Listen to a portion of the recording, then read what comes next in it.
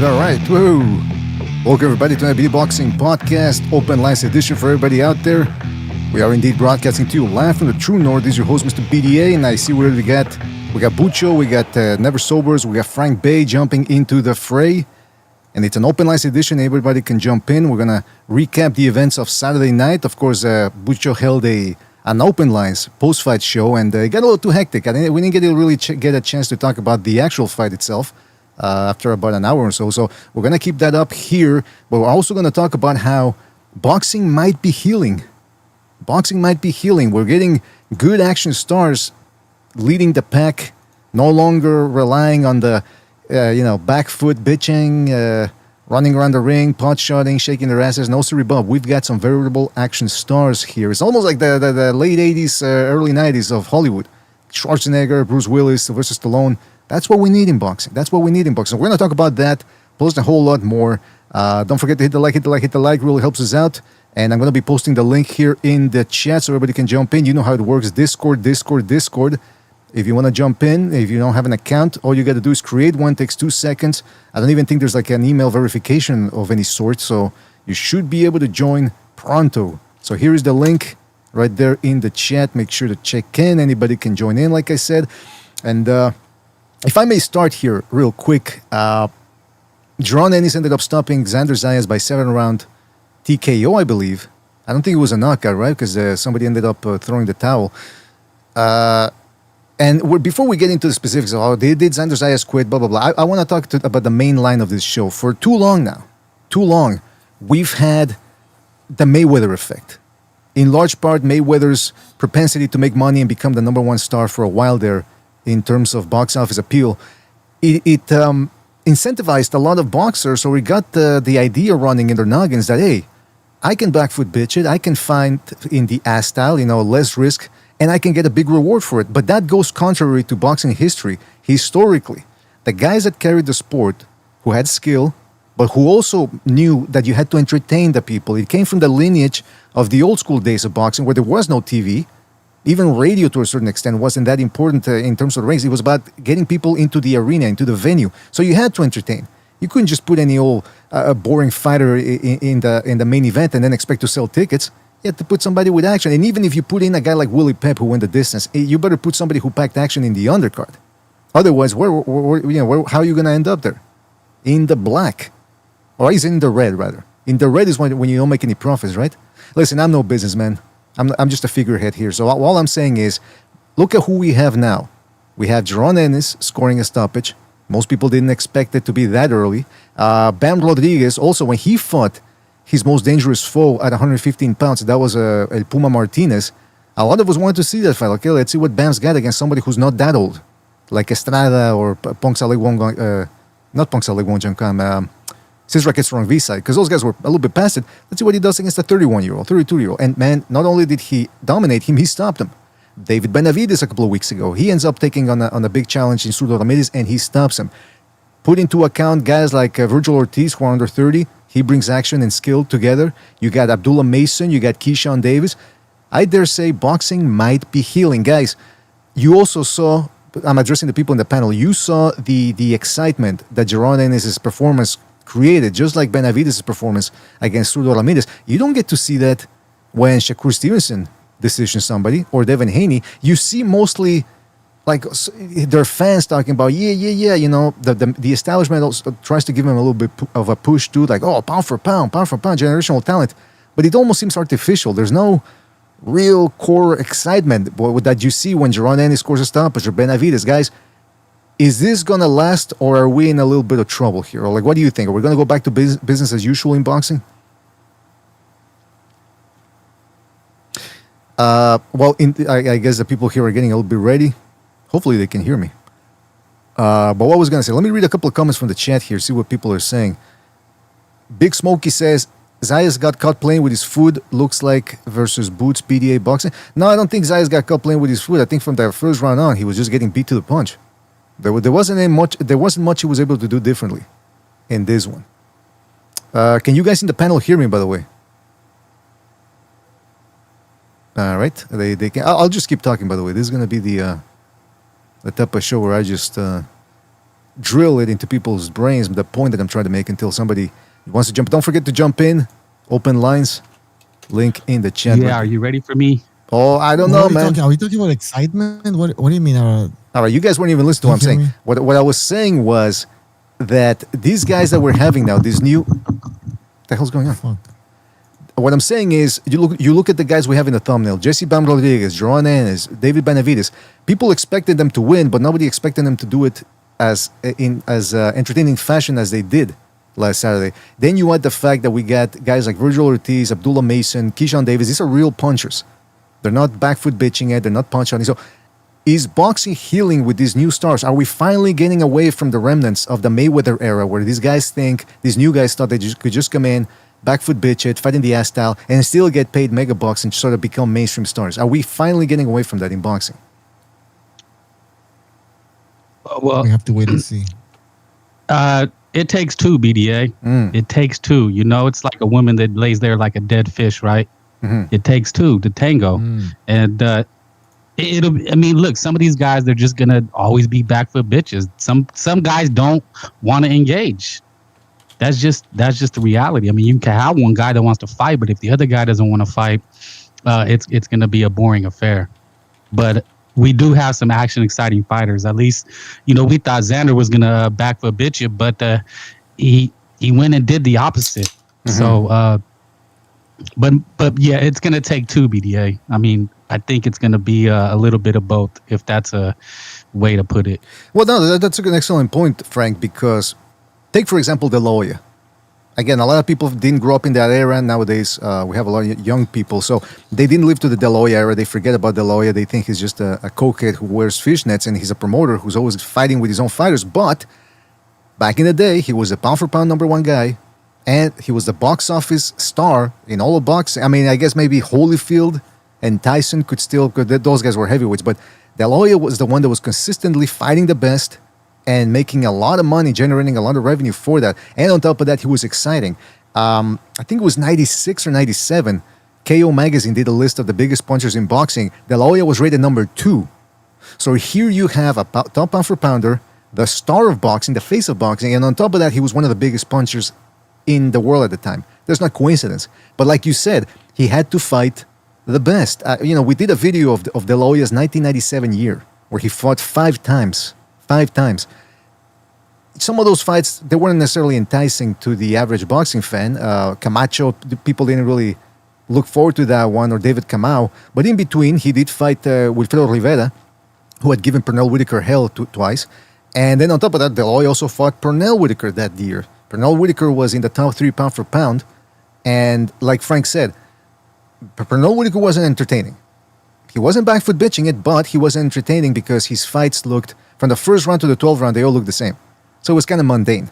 But you pair him up against De La Hoya, all of a sudden that does money because you can have a contrast. You have the undefeated hotshot puncher against the slick, for lack of a better term, former pound-for-pound king. That contrast created a box office success in that one. But if you would have put Pernell Whitaker against Wilfredo Rivera third time or against David Kamau, no, very few people would have watched that. So Frank is right. The people who fight in the ass style, they cannot rewire themselves. They're always going to be the same. So why not promote action stars and then use the boring ones as a supporting cast? What to answer that? I mean, unless Bucho was ready to go. Sorry. No, I didn't say anything. Is that you had a lot of people that said that you don't know boxing if you don't like that. There's channels out there. I mean, I'm not gonna name names, but there's big channels that they do the breakdowns, and they promoted that hit and don't get hit, sweet science, man. And they've been telling you don't know boxing if you don't appreciate it. Right. That was the second part about this. Why fighters have chosen to play safety first. Absolutely. I think I think a lot of these people who claim or pretend that they enjoy this type of boring fights, the Shakur Stevenson type of fights, I think now they are actually happy that they can support a guy like Boots Ennis and they don't have to lie about it. They don't have. Yeah, they can say I like Boots Ennis because he brings in excitement and knockouts. Right. because I think they were lying before when they were talking. Oh, I enjoy Shakur Stevenson fights. I love it because I'm a pure boxing fan. I'm a purist, not like you. Okay, You're a fake boxing That fan. part. But now, when it comes to Boots Ennis, now they can actually, they're happy that they actually want to watch his fights. You know what? And That's they an can excellent. actually have some arguments. Yeah. That's an excellent point because you never saw. First of all, with Shakur Stevenson and Devin Haney, they don't have the same support from that demographic. I mean, some of them support him, but not like they did with Errol Spence and Deontay Wilder. I think it was because of a Southern thing. I think I don't know why they relate more to the Southern Afro-Anglo gentlemen, but also those guys were more entertaining. So they could definitely get behind those guys. But then, like you said, it's almost like with the boring ass style fighter, they almost have to do it out of obligation. And like you said, they pretend like, Right, no, they I have to like this. pretend, Yeah. yeah. On He's code. a superstar. He's gonna be being on code.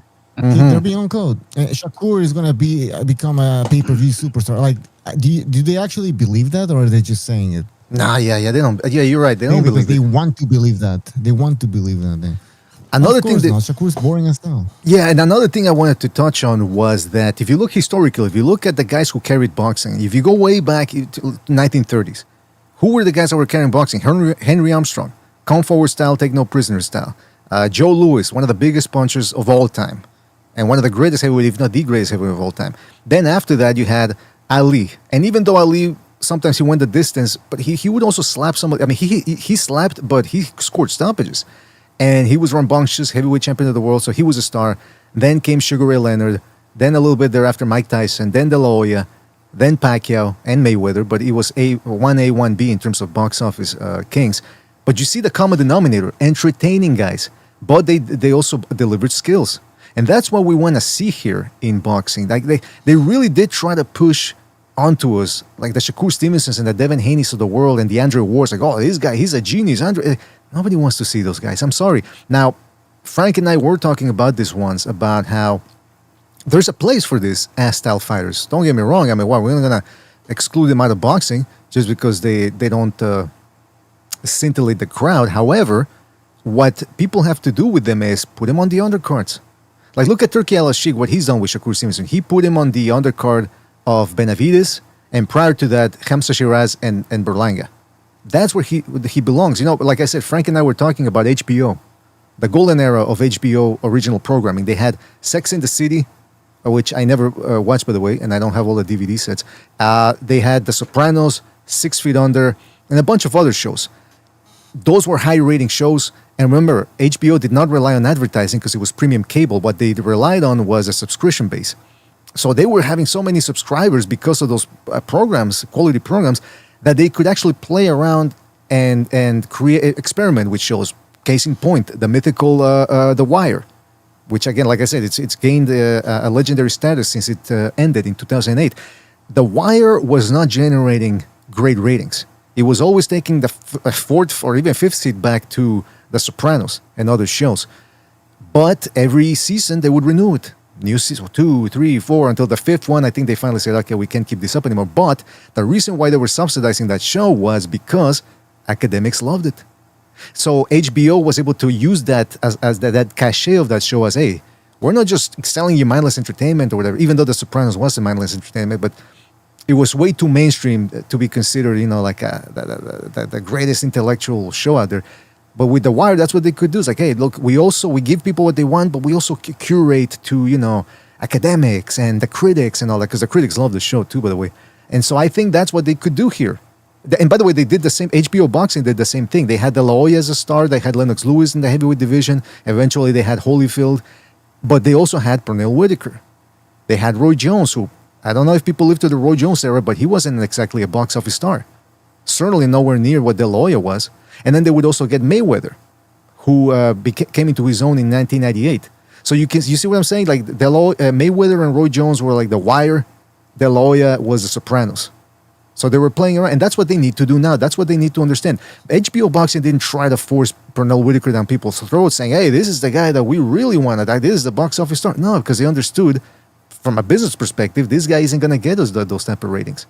And I think it's about high time that these promoters realize that. Like Eddie Hearn now, he promotes Jaron Ennis. He's probably thinking, oh, thank God he won on Saturday because He tried it all. He tried it all. He tried it with Evan Farmer. He tried it with Demetrius Andrade. He tried it with Shakur Stevenson. It's like, Eddie, that shit ain't gonna work, man. It's like, what are you trying to do? He's stuck in that Mayweather era where he thinks, well, I'm gonna get a slickster in there. He's gonna become the box office star. Nah. Now when you got guys like Ennis, Bam, Benavides, Abdullah Mesa, these guys are real punchers who stop people. Don't forget to hit the like, fellas. Hit the like. Really helps us out. It's an open panel show. Make sure to join us before the big World Cup game. We're going to be getting out of here about by 8:30, 8:45 p.m. So make sure to join us now. So, guys. Eastern time. There's people in other zones. That's true. So, going back to the Jaron Ennis fight then against Zayas. One thing I did want to introduce here is I was on Twitter, and you know how it is. There's always a disagreement, blah, blah, blah.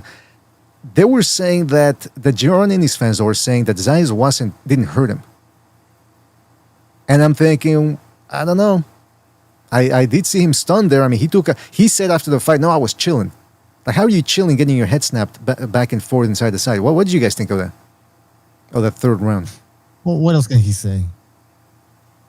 What else can he say? He's not going to say he was hurt. And you know what? I don't think he wants to say he was hurt because there's big punchers in that division. And I don't think he wants to give these guys any type of confidence. Right. But I mean, he can say whatever he wants. It's on video. It's not like, you know what I mean? We saw what we saw. He can't fucking deny it. He can say whatever he wants. His head was getting snapped back. He was getting hit with jabs, hard jabs from a guy who was supposed to be not a power puncher. So, when some people bring that up, they go like, well, nobody brings up when Ortiz was getting hurt by Bohachuk. I mean, we've talked about it. I think it's undeniable that he was hurt, but Bohachuk is now fighting at middleweight. Right. He's a true 154-pounder, and Ortiz has had multiple fights at 154, and, it happened against Bohachuk, but so far I think that's where the only fight where he was hurt.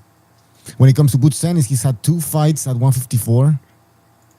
One against Lima that doesn't even count, and he had this one and he was hurt. So, I don't think it's hating when you ask the question, what's going to happen when he fights other punchers at 154. It's not hating, just something to think about. Frank, you want to add in something to that? Actually, I'd hate to rewind, but I just wanted, you said, as you were saying the HBO thing, you brought something to my mind that I seen on Twitter. If you don't mind me just finishing that point. Absolutely. I seen a poster. I seen a poster for, I guess it was, people say on this date on boxing Twitter. They had the poster, the pay-per-view poster for Mosley and Vargas. And Mosley was like 30-something and 2 or 3. And Fernando Vargas already had 4 losses at that time. And I remember going to a Buffalo Wild Wings to watch the fight. It was packed.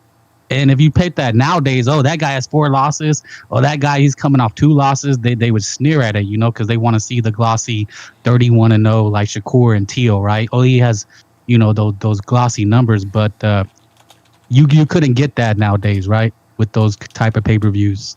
And I think they did pretty good. Mosley and Vargas did like 2 of them. And I remember they had good crowds at the sports bars. So, people want to... Go ahead. No, go ahead. Sorry. No, that was it. I'm just saying, you made your analogy with HBO, and I'm saying, yeah, you're right. People want to see those glossy zeros and the ass style. But those guys, the 2 Warriors, Mosley losses, Fernando Vargas with 4 losses, they were pay-per-views because they were like, just summer blockbusters, and they threw it in Buffalo Wild Wings, and then they were packed. People still wanted to see guys dump it out. Exactly. Now they didn't care about the O's and being defensive wizards. And that's how it is. I hate to harken back to the old days, but that's how it used to be in the old days. I mean, if these guys were fighting 8-9 times a year, they were going to incur some losses.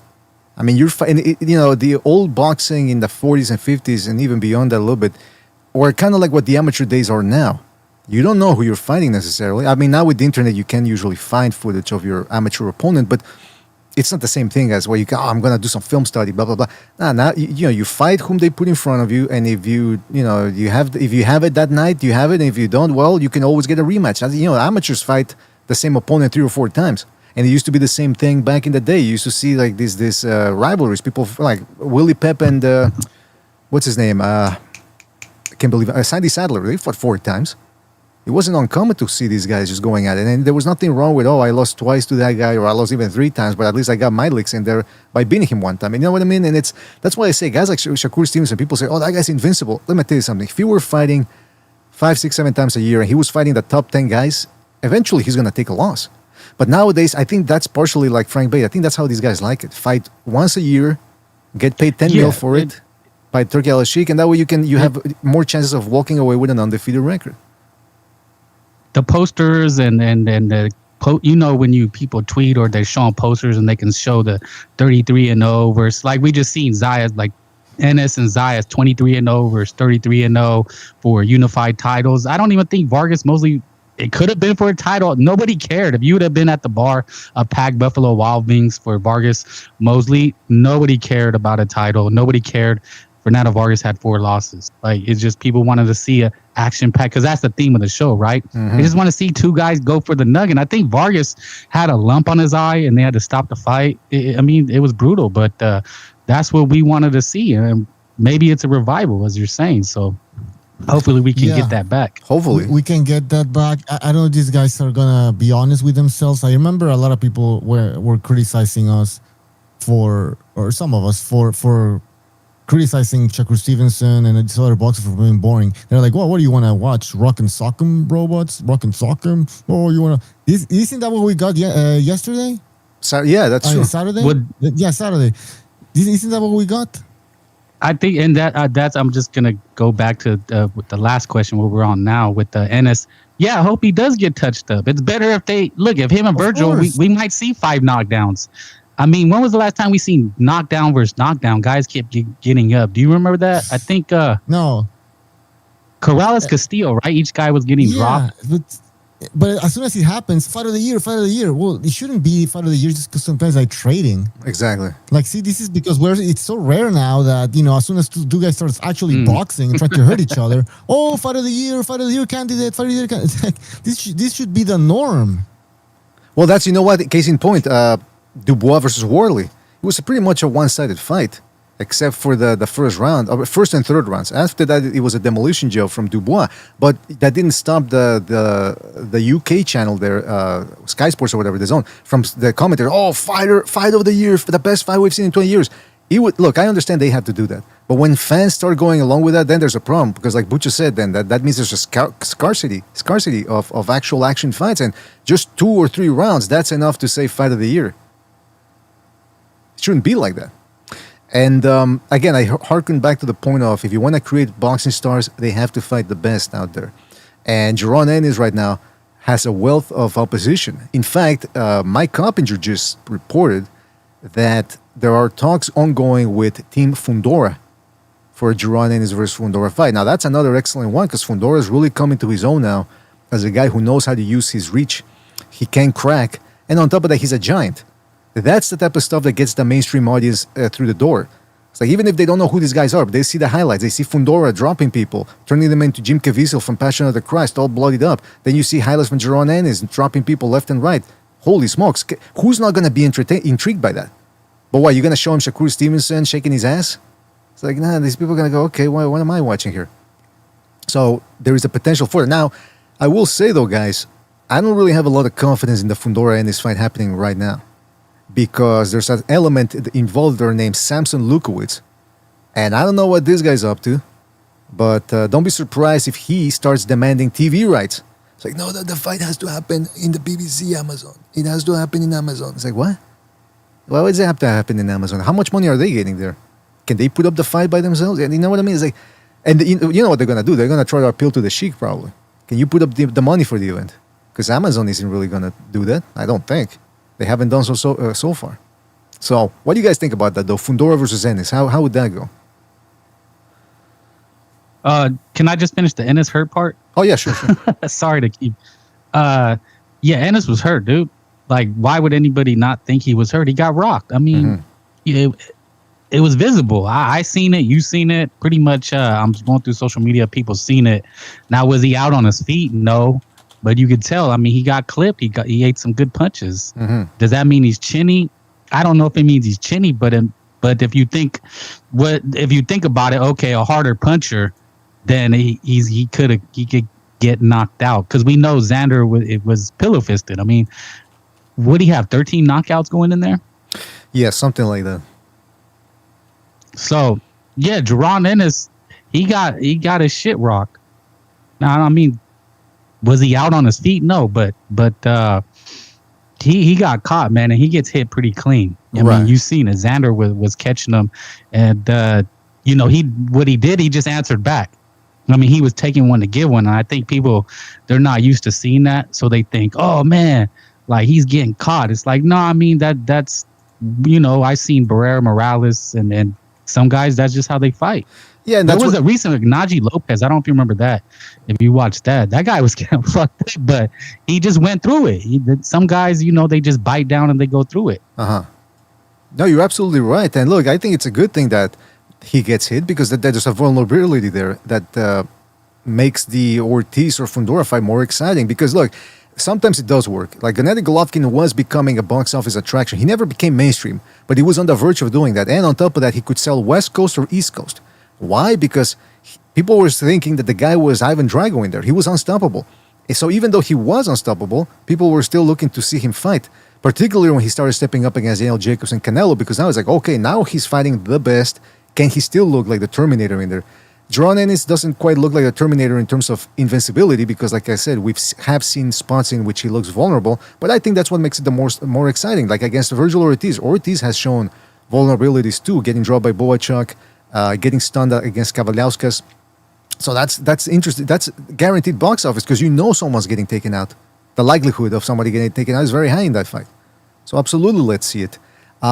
As far as Xander Zayas hurting Ennis, yeah, he hurt him. And if you want to analyze fights, you gotta be honest about what you're saying. You can, in other words, if Virgil Ortiz fights Ennis and you're an Ennis fan, you can if you want to make a correct pick or present the best analysis possible, you can pretend like Ennis doesn't get hurt, or just his head snapped or back into the left. The guy has defensive liabilities, and at damn near 30 years old, I don't think he's necessarily gonna fix those. I mean, that's just a reality. You got to factor that in if he's going to be facing the top two guys in the division, which are Fundora and Ortiz. Let me read a couple of comments here from the chat. Don't forget, it's on Open Lines Monday special edition. We're here before the Morocco-Netherlands game, so make sure to jump in. But by the way, what's the score with Germany-Paraguay? Did that stay 2-1? Or because I saw some comments in the chat. Or is it over? Anyway, if somebody can let me know. More BDC says Ennis was... No idea. That's all right. Someone's going to let me know in the chat. More BDC says Ennis was frozen for a few moments in the third round. Casamigo says... he says, Booty Anus' soft chin was protected by his illegal beard. Broughton Boxer says, Zayas had to try to fight Boots. He couldn't win any other way. That's the thing, though. Yeah, a lot of us thought that, okay, Boots is going to win, but if Zayas boxes him, he might make it a distance like the Karen did and give him a hard night. He couldn't do that. He was too slow. From the first round on, Ennis was beating him to the punch. Skullkid says, Boots fans are still mad about Boots getting rocked. I mean, let's say I'm a Boots fan. So I don't understand why I would be mad about it. The end results showed him just completely decimating Zayas in the last 2-3 rounds. So I would say honestly, BDA, it's a good look, because it's shown that because Zayas himself got hurt in that first round, he got dropped, and he's shown like, all right, well, he can recuperate, he's young and he's in shape, and he can fight, he can bite back, he can bite down to the mouthpiece and swing back. He had Boots hurt, and Boots was hurt for the whole round. Boots collected himself, and he came back, and he fucking stopped Zayas. So really that shows character, right? Because we seen when Shakur Stevenson gets hurt with one hard punch from old in Dongo. What was his name? Nakatila. Nakatila, right? Yeah, he decided to completely shut down any idea of a scrap after that. And Boots showed that he gets hurt, he'll bite down on his mouthpiece and he'll want to swing back. That's a good quality to see in a fighter. That's a great point. It's hard to criticize him in this because even I was, picking Zayas or whatever, but his performance is hard to criticize. Even if he did get hurt and you say, Zayas is a light puncher, you can say that and he was young, but it was Boots going up his first real fight at 154. He got hurt. And the same thing with Ortiz. He's shown that in himself, that quality in himself too. When he gets dropped or hurt, he bites down and he wants that back. He wants to fight. So that's a good quality to see in a fighter. And, yeah, so yeah, it's hard to find things to criticize him about the performance. So it's good, it's exciting. If he keeps fighting like that, I'm gonna keep watching. Excellent point, Sobers. Excellent point, because when Stevenson fought Nakatila and De Los Santos, and we're going to get to De Los Santos, by the way, because he fought last night, what did he do? He tasted their power, and he said, no, thank you. He started back foot bitching it, and he admitted it. He was proud of it. It's like, yeah, I can beat these guys, even when I'm not at my best. It's like, man, nobody gives a shit about that. And by the way, there's that video. I'm trying to find it here. I have anyway. I can't play it right now, but there's a video where he's talking to Najee from Cigar Talk. Najee, yeah, and he's talking about how, oh, it's dumb if you're winning a fight and you try to put an exclamation point on it at the last round by trying to go for the KO. In other words, if you're already ahead, don't take any risk, is what he's saying. That's why he probably will never be the box office star, at least not when he's competing against guys like Benavidez and Jaron Ennis, because it's a different mentality. He's hardwired, like Sober said. If he gets hurt, he'll try to take the path of least resistance. Jaron Ennis, for example, like Sober said, he got hurt badly in that, stunned badly. Maybe not hurt like, oh, I'm on the verge of getting stopped, but he was stunned in there. He could have clinched, he could have run around the ring, back foot bitch it, gotten his bearings back. And on top of that, he had the faster hands. So he could have probably said, you know what, why am I taking the risk? Let me just back foot bitch it, and maybe I can run Zayas into something eventually. He didn't do that. He shook the cobwebs, stood his ground, and look what he did. He ended up stopping Zayas. And now everyone's raving about it. So see, that's the different mentality. Shakur Stevenson, when he gets hurt, it's time to put on the dancing shoes. When Ennis got hurt, it's time to bite down on the mouthpiece and fight back. Which one do you think is better for the box office? Which one do you think impresses the people most? The most, or the mainstream audience the most? Can I add to that before anybody? Sorry to just jump in. No, that's all right. That's all right. It's also the scoring.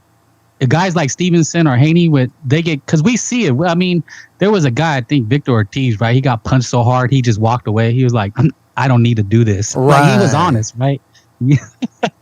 But it happens in a fight. There's fights you can see it. A guy gets hit, and he's just like, I don't want to get hit like that, and he chooses the box. But the problem is, a lot of times the scoring, a lot of the fans, these guys know, oh, I just have to make it look good, jab, run, and he'll get the benefit of the doubt. But if we change the way we judge the fights and the scoring, like what I'm seeing in Zuffa, they're crediting the aggressor. We're starting to get back to that when I watch Zuffa. They have an aggression meter. They're pushing for, hey, you're like Brandon Lee was losing. Sorry, I'm not trying to switch the subject, but people were honest on social media, like, yeah, you need to bite down and fight back. Mm-hmm. But so hopefully we're getting out of an era where these guys are comfortable knowing, oh, I can just jab and grab, and I'm gonna get the benefit of the doubt. Exactly. So there's no incentive for these guys to actually give people a show. And by the way, again, people always make the fallacy or present the fallacy of when we say things like that, like we need action. They go, oh, you just want to see people brain damage and rock and sock and robots. Nah, you can do a little bit of both. You can keep on the skill, like I said, other people have shown in the past. Keep on the skill, maintain the skill, but at the same time, go for the damage a little bit. String a combination together every once in a while. That's all we're asking. It's okay to have a little bit of brain damage, right? It's a fight. Exactly. That's what they always say, right? Everybody gets hit. It's boxing. Well, it's like you're not gonna scintillate the crowd and razzle dazzle them with running. The hell are people saying in the chat that there's, come on, Germany? They're in penalty. So wait a minute. So Paraguay scored after it was 2-1. Germany. Wowee. Okay. All right. This World Cup is filled with surprises, let me tell you. Fellas, don't forget to hit the like. It's an open line show. It means anybody can jump in. We got P Trauma 69. What the hell kind of name is that? P Trauma, are you there, man? You want to jump in here?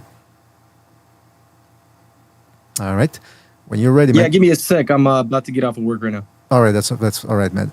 Have we heard this guy before? Was he the guy that was going at it with who was he? Nah, dude, this is Phil Miles, man. I just go by a different name on okay. Discord. I always think Phil Miles is Pigeon for some reason. I always assume that you're Pigeon Phil. No. That's not. He has a different last name, but he does say his name is Phil. Right. All right. Well, Phil, when you're ready, don't forget to jump in, or don't mind jumping in. What the hell? People are saying Germany is missing. What the heck? YBS Punish says BDA and Sobers. You guys see Boots already is trying to make a fight with Fundora, according to my computer. Yeah, we were talking about that. That's why I want to get your guys' input on that. Like, what's the likelihood we see that fight? Considering the fact that there's that little X factor in there, Samson Lukowicz, who always seems to derail negotiations. I believe that that's an easy fight to make relatively because I said this before about Boots. He's not a PBC fighter, but he is a PBC fighter. They already have that business connection there. And Fundora being with PBC, I don't think there will be too much red tape in the way. And I don't think the negotiations will be too difficult to get going. And it's for a belt. It's going to be for money. You know, they'll probably have Turkey interested in this to maybe fund it. I think this is good. Now, I don't think it'll be hard to make. But I think it'll be relatively easy. But you still think that with Samson Lukowicz in the equation? Yeah, because he's worked with these people before.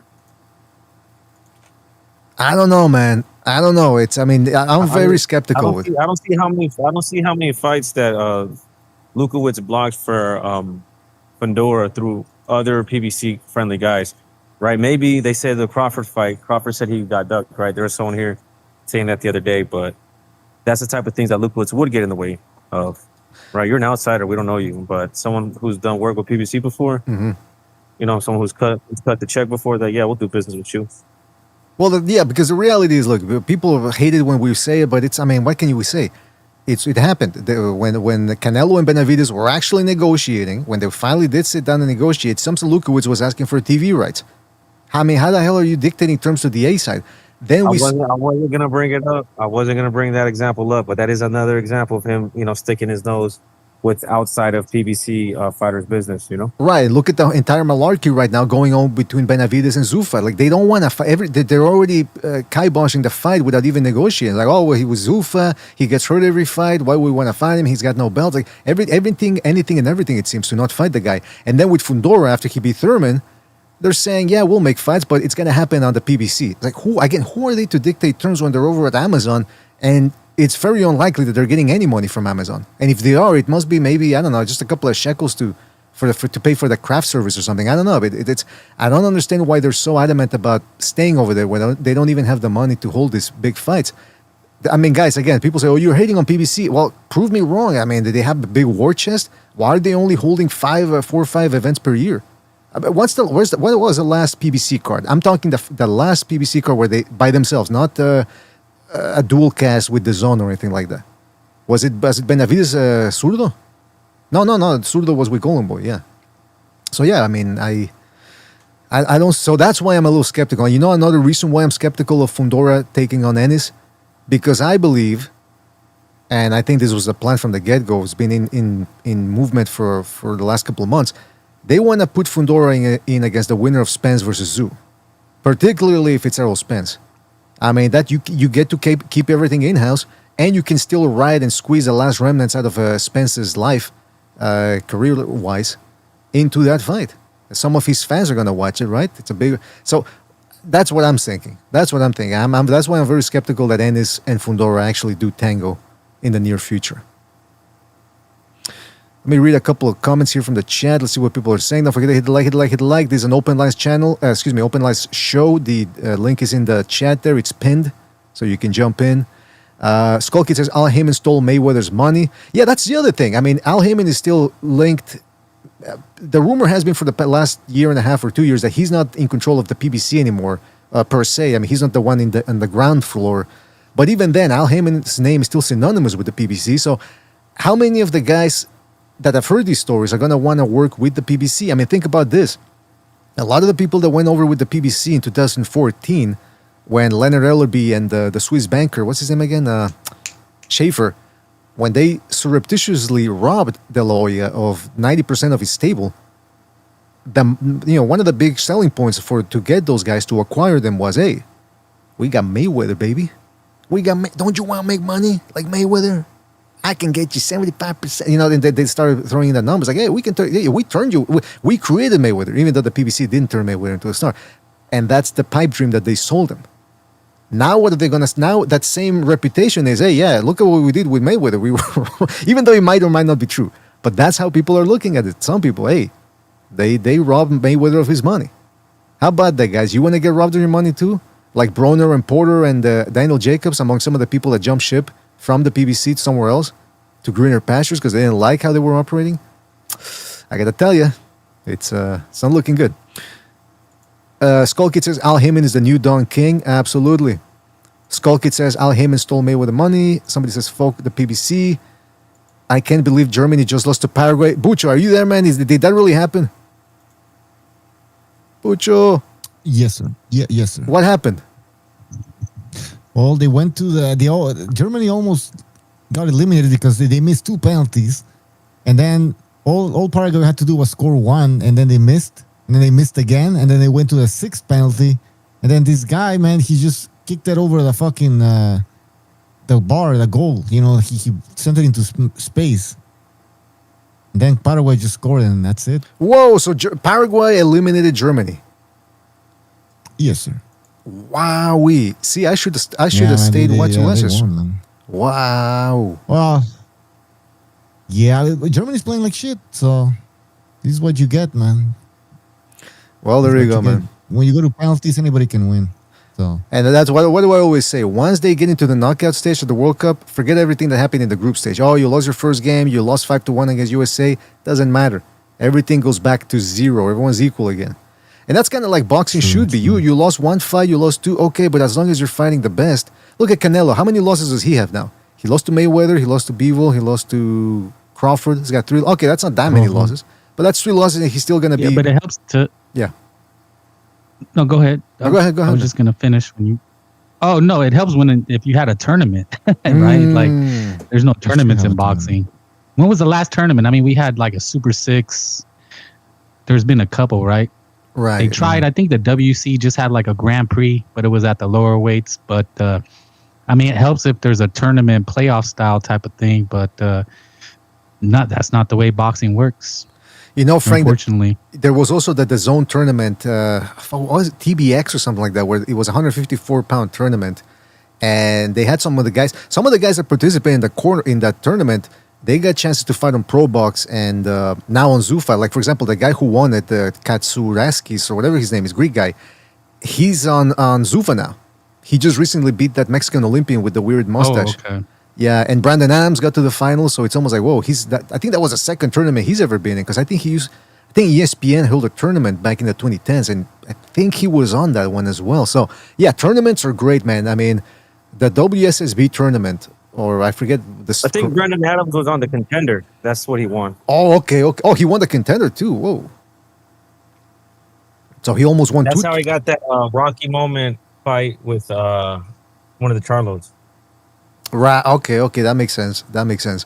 So yeah, he almost won 2 tournaments there. And yeah, tournaments are fantastic because they guarantee that the best are going to fight the best, and they guarantee that we're going to have because of that we're going to have one king. I mean, one of the best tournaments. Yeah, we have a super chat. Oh, yes, please. Remy, thank you for a super chat. He says Saturday Paramount had Boots Sayas for $74.99. Saturday Paramount had. Oh, really? Huh. How does the zone allow that though? That they can do it on another. You're right. How does that make sense? I mean, is the zone going to promote Paramount shows, or you know what I mean? I don't know. Maybe they bought their. I don't know how that works. That's interesting. Fellas, don't forget to hit the like. We're doing an open line show here. Anybody can jump in. Link in the description. We're going to be out of here by about 8:50 p.m. Eastern time because we got to continue watching. In an hour. So jump in now before it's too late. We got Telkines jumping in. Telkines, are you there? Jump in whenever you want, guys. Yeah, what's up? What's up? Hey, you better be rooting for Mexico as one of your... the Dutch national team about the route in Morocco. Had Paraguay just getting over Germany in PKs. Ended the Germany's undefeated streak in PKs at the World Cup tournament. Yeah, so true. Long live Paraguay. Long live Paraguay. Long live Paraguay. Yeah, I mean, I didn't expect, but yeah, this German generation of the national team, it's yeah, and shout out to Canada winning in stoppage time, by the way. Absolutely. Oh, yeah. There was maple syrup all over the streets yesterday, man. People were celebrating. but yeah, but shout out to those guys. And we're talking, guys, for those of you that just jumped in, we're talking about whether boxing is healing now because we're getting major stars who are entertaining, and most of these guys are under 20. Virgil Ortiz, Jaron Ennis, Abdullah Mason, Keyshawn Davis, David Benavidez. I mean, these guys are, yeah, I'm not saying they've had perfect careers or that they're going to continue to have perfect careers, but these are the guys that the boxing establishment should be pushing. I mean, again, take a look at the buzz that we've had from the Benavidez-Lamides fight and from the Ennis-Zayas fight a day ago. You don't see that when Shakur Stevenson wins a fight or when Devin Haney goes a distance and clinches his way to a win. This is genuine, organic buzz. What do you guys think about that? It's marketing. Well, they're industry plants, Bucho. Who is? Yeah. Who's an industry plant? They're all I think it's industry okay. plants. Yeah, who? All of them. Haney, Shakur. All of them. Uh-huh. Right. And by the way, like I want to reiterate, I'm not saying that those guys should be kicked out of boxing, but what I'm saying is put them on the undercards. Don't headline them as main events unless they're fighting somebody else that's good. What else was I gonna say? Fuck, there were the Ennis, Fundora. Oh yeah. That's the other thing I wanted to tell you guys. So Virgil Ortiz is gonna be returning. Virgil Ortiz, just at the nick of time, there are rumors. This was reported a couple of days ago that they're mending fences. The Ortiz side is mending fences with Golden Boy Promotions. They're working on a 3-fight deal. That's it's probably going to be it, but I mean, it's 3 fights. Yeah, because they need to get Ortiz active. Because we were talking about that on the Discord. Like, well, if Ortiz returns, should he just jump in straight up against Ennis? And you know me, I'm not a fan of tune-ups, marinating the fight, blah, blah, blah. But Ortiz hasn't fought since November. And if he were to fight Ennis, you would imagine he would have to be in the fall or winter.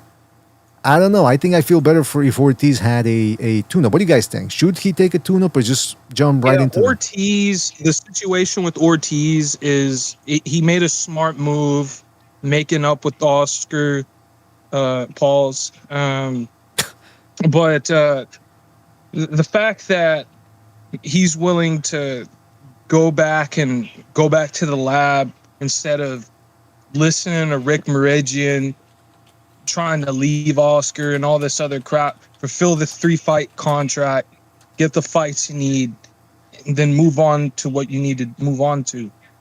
You know, for Ortiz, he just needs to focus on getting that Ennis fight at all costs. Because he has it, as long as he goes and listens to or gets help from like Bam's trainer, all them guys are linked up, all them Tejanos are linked up. So they got some good defensive coaches. I believe if he makes certain defensive adjustments, he has a chance against Boots. But if he does not make those defensive adjustments, he will get pieced up. Because Zayas, his defense, a lot of people criticize that after the fight. He's trying to roll with the punches. I don't know what he was trying to do, but he was getting hit a lot. And yeah, if you come in there, if Ortiz comes in, they're defensively sound and prepared. We already know he has punching power, speed, and so, that high guard. That high guard is very high limited, Mucho. Yeah. You can only move so much. That's the thing. That was the problem.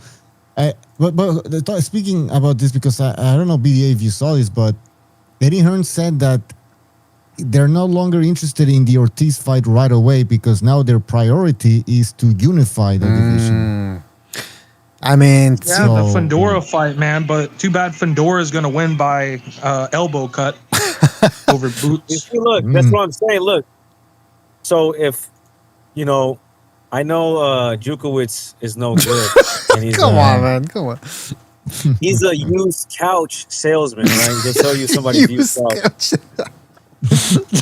Yeah, that's how he looks, that's how he dresses, that's how he acts. With pea stains. Right. Yeah, also, there's Meridian on the other side, who this fight could have already happened for Ortiz if they had acted accordingly, right? We could have been talking about who won Ortiz versus Ennis instead of Ennis having 2 belts and now he's looking to unify. Of course, that's a better decision. Fuck Virgil Ortiz. Get another belt. Yeah. See, this is where I start getting angry. This is where I start getting angry with the whole thing. We're like, well, we gotta get undisputed. Why? Are you telling me? So, are you guys out there in the boxing sphere? Would you guys rather see Ennis versus Josh Kelly or Ennis versus Ortiz? It's like, what's this obsession with unification? It's all It's a way of like, I guess, making fun of Ortiz in a way, or not making fun, but like just showing that they're on another level. Now we have belts, you don't have belts. We're going for all the belts. Mm-hmm. You gotta Yeah. have To be to honest wait, with man. you, don't have to Bucho, wait. 2 months ago, I thought Virgil would be fighting for the World Boxing Federation's belt, one of the small sanctioning bodies. You know, Well, why? but Well, luckily Virgil's come to his senses and he can go get this sanctioned belt's money. what is that? The WBF? Yeah, he's back to the Golden Boy plantation, so it's time to get back to work. Okay, bro. Whip. What the fuck are you Mr. talking BDA, about, man? what was the question? Yeah. What was the question, Mr. BDA? I want to answer it. No, BDA says he said he would be right back. I think he would. Oh, okay. Well, what were you gonna say? You have. Oh, You wanna well, say there's something? about the Virgil thing. Yeah, man, all Virgil, look, I know people are saying trashing them, whatever, but look, man, all you have to do in sports is win. Right. You know, people get mad when a player holds out. I don't know if they do that on soccer or whatever sport. Oh, you're holding out, you're greedy. It happens, bro. I mean, you know, he's just holding out. It happens in every sport. Baseball, football, basketball, they hold out. They'll hold out a whole season until they get what they want. He's getting what he wants, Mhm. and all he has to do is win. That's it. And Right. and people will how long forget has about it. been? And how long has it been since he's been? I mean, is he pulling off a Andre Ward type of thing? Because remember, Andre Ward had those legal issues with his promoter. Well, That I was think a- what happened with him is it was a different. while. His manager died, though. I think the guy had passed away, and then Yeah, they Goosen, found. So then there was like an avenue for them to get out of it. But that's the interesting thing is there's a lot of conspiracy theories about it too, Mm-hmm. and that's what I was gonna touch on. If you because you always ask me the angle, do you mind looking at what Big Smokey Sal 88 said? I don't know how far up it is. Let me check. Big Smoky Salmon. What? Okay, I've seen this before. It says Ortiz and De La Hoya made up all the drama up to age out Boots and see what Fundora is going to do next. All for Ortiz to have an easy road, looks like. So he's saying that they're sitting, this whole dissent is manufactured between Ortiz and De La Hoya because they want to sit Ortiz out, Wow. let all the other guys pick up the belts, and then Ortiz faces the winner. I mean, it makes sense, but that doesn't really mean it's reality that they're actually doing that. But it would make sense from a surreptitious type tactic or subterfuge like tactic perspective. Yeah. Yeah, no, I mean, I was just gonna say with the Virgil Ortiz thing, it would be smart. Let's say that was a reality, right? Let this guy Ennis take all the tough fights, take damage, and then you jump in and clean up. Right. I mean, we've seen it before. I mean, Crawford did that you for a wait while. for a guy to see weakness. There you go. I mean, he didn't But sit when it out. you say that, go ahead. At welterweight, he didn't say that. He was frozen out. But the Boots fans are saying that no, he avoided Boots. I don't know how they can claim that. But anyway, but he did do that at against Canelo. It's like, hey, let's wait for him to pick up all the belts, and then finally, when I'm almost done, I'll find it. But I mean, so in other words, it's smart, but it's not necessarily. What's the word I'm looking for here? I'm freezing out here, but it's not the upstanding thing to do is what I'm trying to get at.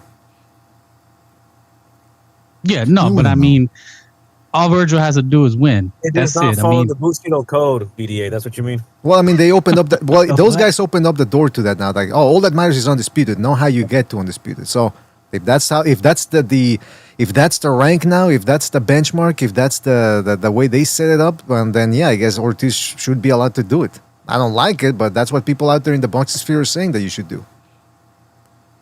but that's what Haney did. I mean, he was able to let the guys fight it out, let Tio and Loma thump it out, take damage, and then swoop in and pick it up when it's easy. By the way, the word I was looking for was standard.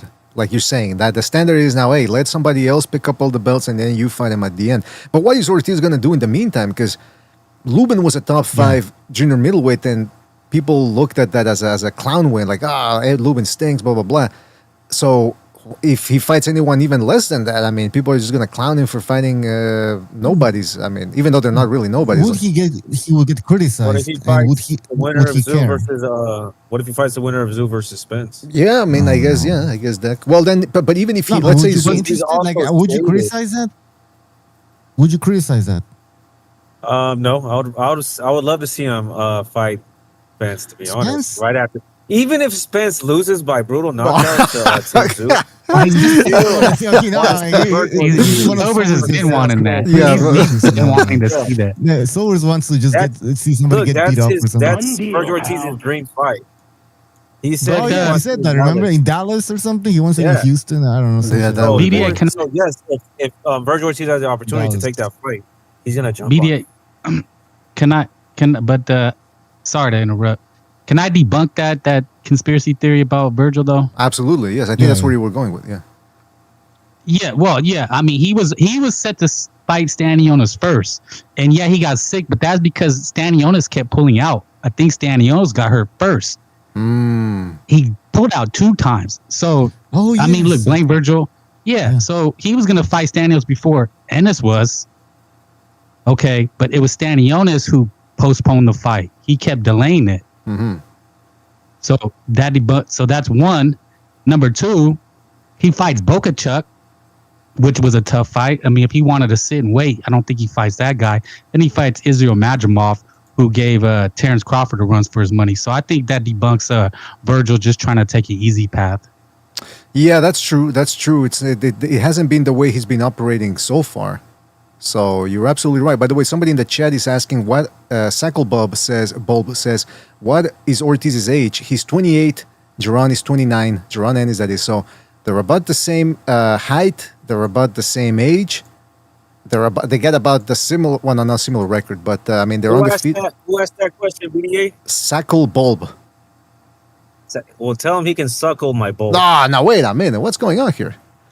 Oh, Sobers is bringing the heat. He's throwing the gauntlet at the people out there in the chat. By the way, it's an open panel. By the way, anybody can jump in. Yeah, and hit the link, big boy. Hit the link. hit the link and yeah. So Frank is sort of debunking why he believes rather that he doesn't believe that Ortiz is just looking for an easy route to those 154-pound titles. Now, speaking of Ortiz, I want to get your thoughts on this because Ortiz pissed some people off on fight night or right after the fight, but the Zayas versus the Zayas versus Ennis fight, because he went at Zayas something awful. Check out what he had to say. Let me put it up on the screen here, and I got to slow down because I'm talking too fast here. And even though I didn't really have any caffeine before the show, he says, Xander, you looked straight to your corner after you got dropped that last time. You're a pussy. A pussy. You did better than I thought you were going to do, but you're a quitter. I can't believe I just saw you do that. And then people started criticizing Ortiz for kicking a man when he's down, which, by the way, everyone always knows that's the best time to kick somebody when they're down. But they criticized him for that. And he came back and said, well, look, Ortiz was talking shit to me all throughout the fight or pre-fight. So now I'm just giving it back a little bit. What do you guys think? Did he go too far by kicking a man when he's down, or was he justified in doing so? I mean, he Shit, wants to sticks talk- and he wants to talk stones. shit. Sounds like he's bitter, man. Hmm. He had to sit that one out, man. He seems like he's bitter. Yeah. Yeah, I would lean more towards that. Because he even posted on his Twitter after the weigh-in how they made Drawn in to shave his beard, and he just shared a post about it and just put LMAO. So it does seem like a little kind of sassy, sassafras ass type of comment. It's just he wanted to be in there. It's his fight. It's his fight. Xander took his fight, so yeah. Yeah, and then what's his rubbing name?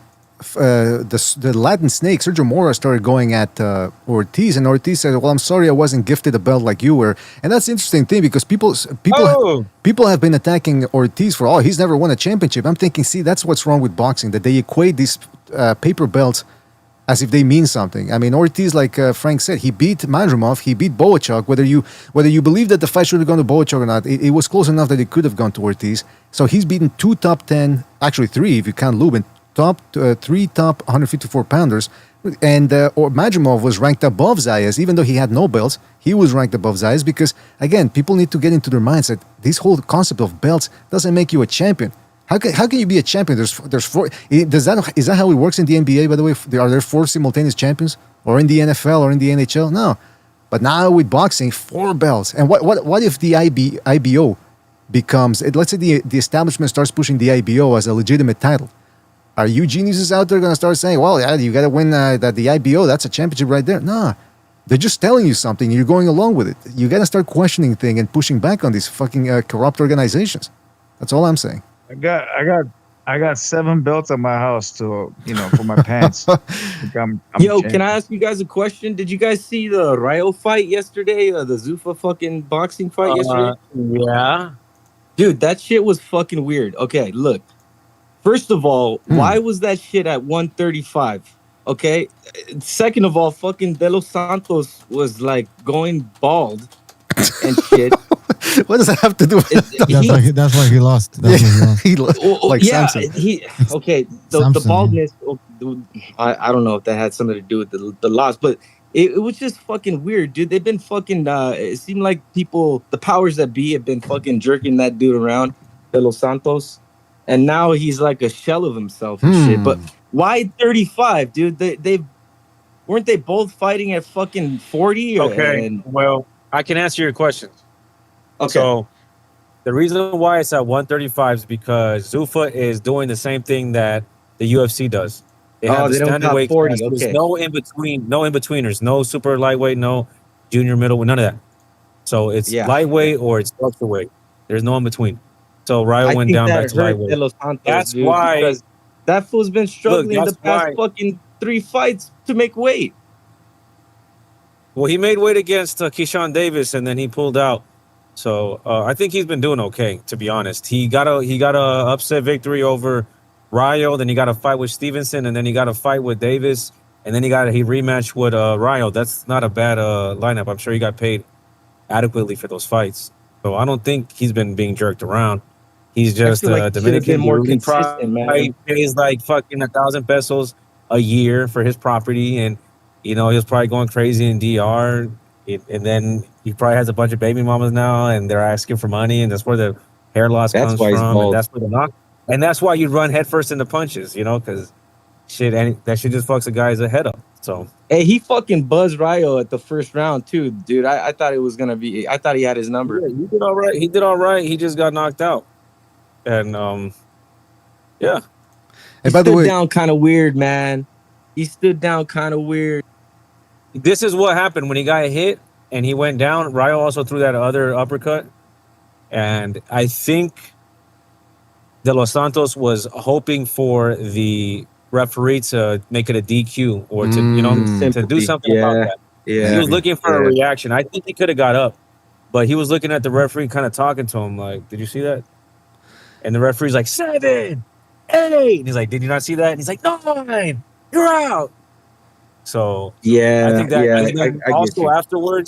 afterwards, the commission said that the shot landed more on the shoulder, so there's going to be no reversal, none of that. He got knocked out. before we continue, I want to give a shout out to the Chilean distributor. Shout out to the Chilean for his contribution with the super chat. He says Germany is not Germany anymore. I mean, yeah, they seem like they lost against Ecuador in the last match, and then now this against Paraguay, so they're out. By the way, I asked, are there multiple champions? Hold on. And then I asked, are there multiple champions in the NFL? And somebody said AFC champions, NFC conference champions, division champions. But isn't there an actual playoffs like the Super Bowl thing? That's the actual champion, right? That's like the league champion. Yeah, so it's almost if I say, well, there's NABF and then there's the European champion. No, I'm talking world champion. How can there be 4 world champions? It's ridiculous.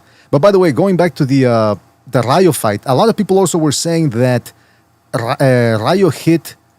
Here, like there's a picture here. He hit De Los Santos while he was down.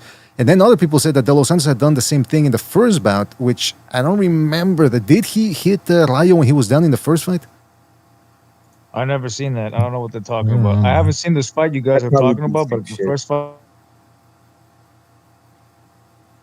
If the dude knocked me out, and I got him down, I might do the same shit.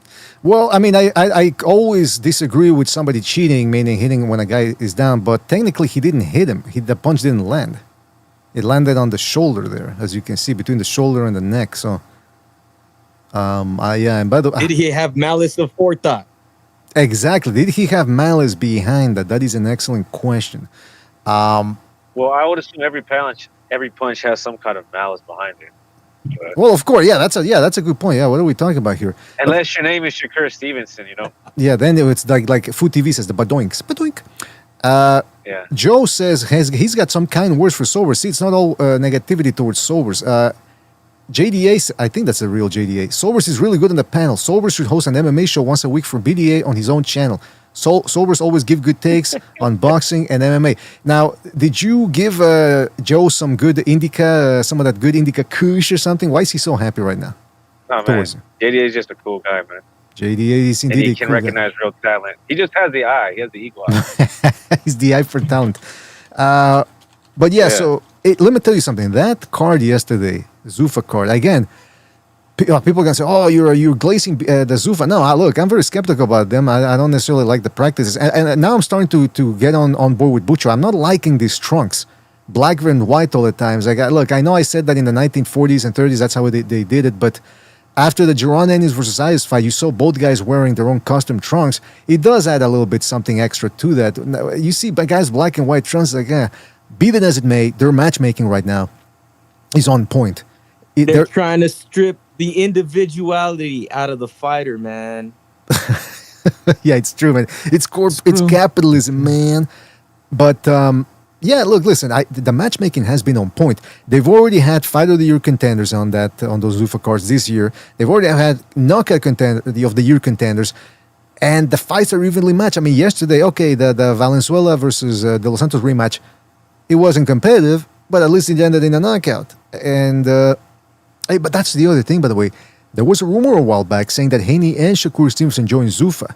We haven't heard anything since, but then Max Kellerman was very adroit at asking Rayo about a potential Shakur Stevenson fight. Are those two guys going over to Zuffa now?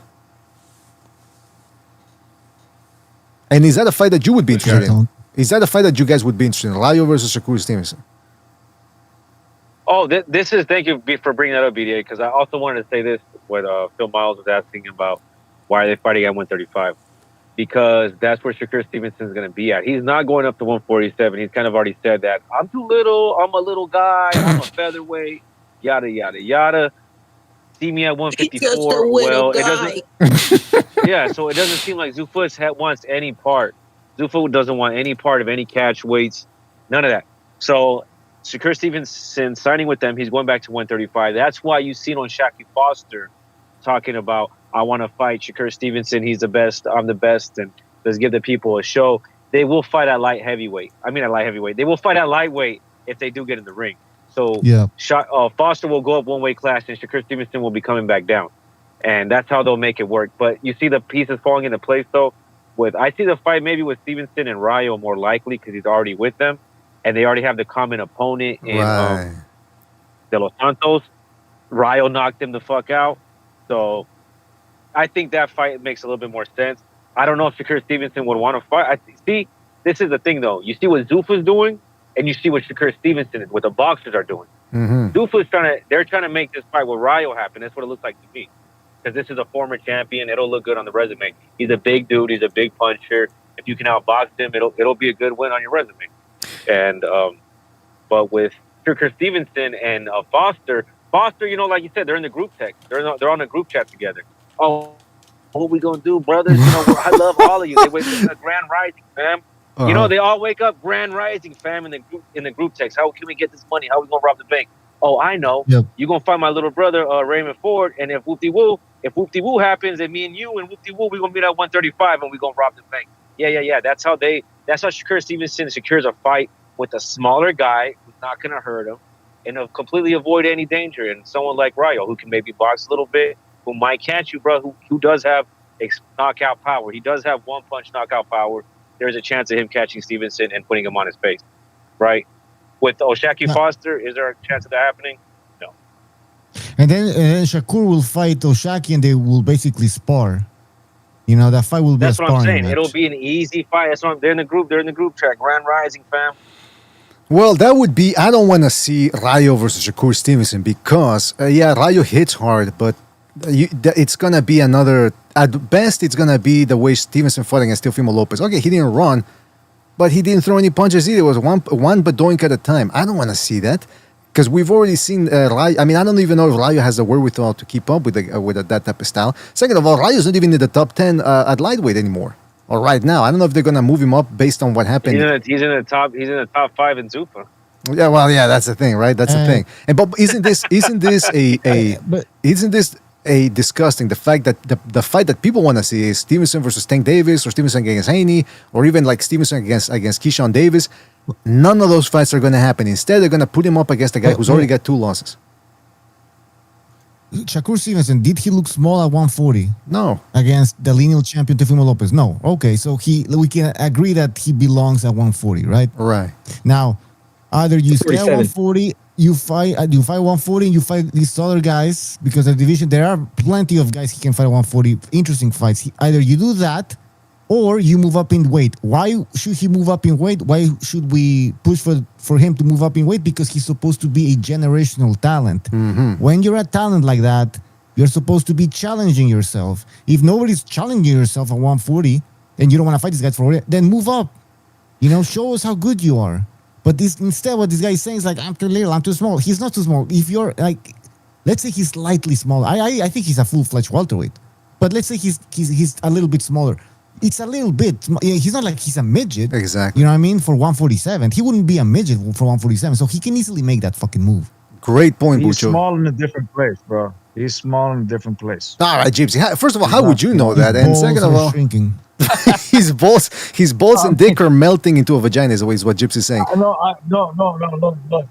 look. Like he's telling you he's small, but like you're looking at him, but like you're not really small, bro. You're 147. So where are you small at? You're small somewhere else. That's I what think he's trying to Gypsy's tell you. He's he's telling look. you not actually not showing it. You don't see it, but he's telling you like, yeah, I'm small down there. It's That's a why little. he's not going up there. So you're saying that that's the thing. I think Gypsy's been trained in psychoanalysis and he's reading between the lines, and he's Shakur Stevenson's the subconscious. Yeah, Shakur's subconscious is written all over his statement.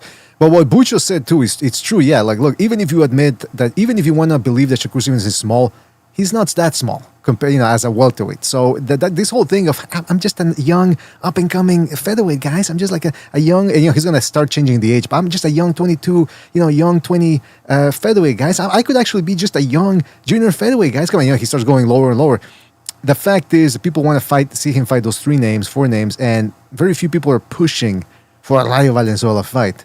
I certainly wouldn't be excited by that. I want to see him fight against guys, particularly against undefeated guys. Not some of these guys, because What happened to Murataya? People talked about that. Rayo yeah. would get outboxed by Shakur. I like Rayo, but Rayo is too predictable for someone like Shakur. He's gonna probably. get out. But Ford, Yeah, probably. but Ford, even though he's not a knockout artist, I think Ford would. I would like to see it because of the aspect that I think he might be able to outbox him. Maybe. Maybe, yeah. I have a. It's better than Oshaki Foster. I'll tell you that. I mean, it is. I mean, No, I said. Did I say Ford? I meant Oshaki Foster. Right. I said Oshaki. I was thinking of Oshaki Foster. Yeah, he might. It still sucks because they're not knockout punchers, but I think he can outbox him, even though I kind of doubt it. Who can outbox who? You think? Who you think? Oshaki Foster can? You think he can outbox? It can be a possibility. Right. I'm not saying it is. I would still favor Shakur, but it's still there's that little asterisk that it's possible that he can do it because he's done it before in sparring. He Those just sparring looks rumors much smaller than at this point. He just Foster looks much smaller than Shakur at this point. I'm not even interested in that. He's making 130. Maybe if he goes up to 140 and he's actually maybe. where he belongs. See, I don't want to. Maybe I want something that I know is going to be like a challenge for Shakur Stevenson at this point. And the it's going to be somebody at 147. Going to be Keyshawn. Keyshawn's the only one. Or Keyshawn. I think Keyshawn's the one who's going to stop that guy. I think Devin Haney can beat this guy in a boring ass way. I think Haney. So you don't think Haney beats Shakur? No, not really. No, I think it's either Ryan or Keyshawn or Okay, but you There's said one more Keyshawn is the guy. only guy. Okay, so you think there's multiple guys that can you think No. Keyshawn is the maybe most obvious one for me. Most obvious okay. one. Well, I gotta tell Otherwise, you, But that one. But Ryan has a shot, that's and never then gonna there's probably happen. another guy that I can't think of Never right gonna now. happen. gotta give a big shout out to Yeah. Rayo, because I actually thought Rayo was gonna lose to De Los Santos. I said he's gonna get caught with something big again, and nah, he's the one that actually improved his defense.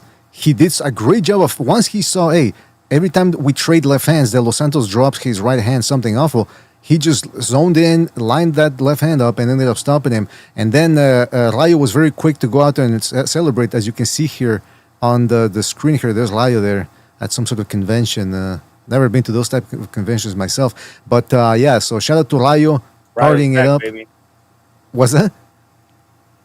Said Rayo's back, baby. Rayo's back. Well, he's on someone's. Yeah. He's on someone's back right now. Let me tell you, if you can see there. But yeah, shout out to Rayo. I also want to talk about Max Kellerman, by the way, because he was doing the commentating for Zuffa TKO as usual.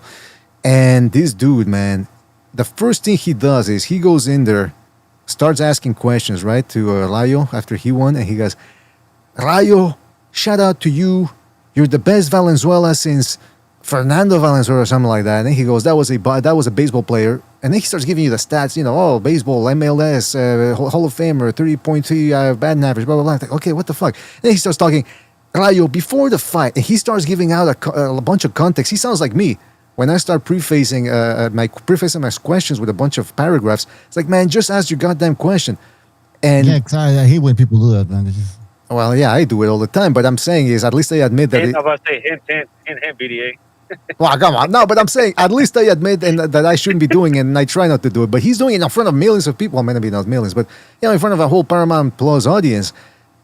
People are just waiting to see what Max Kellerman says. And once again, he had to bring up the fact that when a southpaw fights an orthodox fighter, it's better when the lead food is outside of the other guy's food, because that way you can dictate. Is that all he knows about boxing? He cannot stop talking about that when a southpaw fights an orthodox fighter. It's disgusting. But anyway, that's my little gripe there with Max Kellerman. The other thing I wanted to mention here is don't forget to hit the like, fellas. Hit the like. Really helps us out. We got a whole bunch of things going on here, so make sure to hit the link too. It's an open lines platform. Everybody can jump in. Yeah, speaking of boring fighters, Bernie the Boxer had this to say about Haney a while back. So I just wanted to show people what he had to say. Hold on a second. Give me 2 seconds, please. All right, this is what he had to say. This is Bernie the Boxer. Bernie, always wearing that fishing hat there, like the guy from El Chavo del Ocho. Check out what he had to say about Devin Haney. Who was the youngest Olympian, who was the youngest world champion at the time when he title at 20, 21, youngest junior middleweight champion on record, beat Yuri Boykampis, beat the good guys they were supposed to beat Ike Corte, who was a dominant champion at 147. Like he's talking about Vargas here, Fernando Vargas. For his second loss, only lost to Oscar De La Hoya. Vargas beat him. And what is this guy, fucking Max Kellerman, giving us a whole history lesson? Get to the point. They put him in there with Trinidad. Okay, and Trinidad ruined him. So when I use that in that context, some goofy tried to tell me that Devin's better than Trinidad and he's accomplished more than Trinidad. Oh. And I had to emphatically disagree. While I wasn't trying to compare them and their accolades together, I wasn't doing that. I was saying that the experience of a veteran champion, which Devin is becoming that, he's a 3-weight world champion, against Keyshawn Davis, who's only won one world championship in one weight class and only had 12 fights. Devin has 30 fights. Well, Keyshawn Boy got 15 fights now, 16 fights. Devin has 33 fights. Okay, he's fought more world champions, former or current, than Keyshawn Davis. So the experience rides with him. So I use that analogy, and I got a lot of hate. This guy, whoever he was, telling me that I'm hating on Devin. No, when I was just making a comparison. Okay, why is he keeping his hands under his armpits? What's that about? In the sense that the experience is a difference. It could be the experience. He's trying to make them narrow ass shoulders look bigger. That's a little trick right there. Is that what you do, Sobers? Yeah. Yeah, I know all the tricks of the trade, you know? I usually go for the sock in the crotch thing. That's my thing. But anyway. Maybe I'll box Keyshawn. That would be, but he's It's not the going to ruin smell. Keisha. He's trying to keep the smell away from the cameraman. He's saying he stinks. Is that what he's saying? Because Devin Yeah. doesn't ruin people. That's not hate. That's just the truth. Devin hasn't ruined anybody. Crawford ruins people. Chavez ruined people. Trinidad ruined people. It's only a handful of fighters that ruins fighters. So that's where I wanted to get to, because again, the subject, the initial subject of this podcast was about whether we're healing. Boxing is healing now because we have guys like Benavidez, Jerron Ennis, Bam Rodriguez, the pound for pound king, Naoya Inoue. These are guys that go out there and destroy people for the most part. Not guys like the establishment was pushing, like Shakur Stevenson, Devin Haney. And it's true. First of all, whoever told that Bernie, the guy, that Trinidad is inferior to Haney, he's out of his goddamn mind. I mean, Haney, even Bernie made the mistake of saying 3-division world champion. You telling me he was a champ at 140? What did he do at 140 to be called a champ? One of those paper belts again. Oh, that's the champ. Even at 147, he beat Norman, but he's not the champion. So it just goes to show. And by the way, Trinidad, he beat De La Hoya, pound for pound king. Pernell Whitaker, former pound for pound king. Hector Camacho, Maurice Blocker.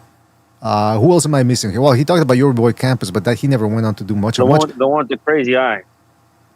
The one with the crazy eye. Yeah, he was a little cockeyed, but he could box. You talking about Campos, or who are you referring I to? think he was an Olympian. I'm talking about someone Trinidad beat. Oh, David Reed. He fought David at Reed. 154. Yeah. David Reed. Fernando Vargas. William Joppy, who was the number 2 guy in the world at middleweight. And he destroyed most of those guys. He didn't go there and bedoing them and clinch them and rub up on their crotch. No, the guy was out to destroy. So yeah, see how infatuated some people are with certain fighters. But then what happens? When you have performances like the one Benavidez showed against Ramirez and the one that Ennis just displayed against Zayas, that you see real excitement. Organic. Not manufactured. That's what we want to see as boxing fans. And these are the guys that we want to see pushed to the top. Orgasmic. Yeah, guys who want to fight. Guys who want to fight. Orgasmic is the right word. Orgasmic. No, I said, Gypsy, what the? Well, hey, you know what? In a lot of ways, Gypsy, you're kidding around. But yeah, that type of thing, knockout performance, is in a way orgasmic. It's there's a zenith going on there spiritually. There's a, what's the word I'm looking for here? Chrysalis going on. You know, it's almost like a fulfillment. That's why we want to see destruction. We don't want to see cathartic. Thank you. That's what the word I was looking for. It is cathartic in a lot of ways because you all throughout the main event, there's a build-up going on. You see footage of the guys walking into the arena. Then you're watching the undercard. Then you see footage of the guys in the dressing room, and they're just relaxing. Then by the second fight, they're putting the hand wraps on. So see, there's a build-up of anticipation. And then finally, you get to the fight, and what happens?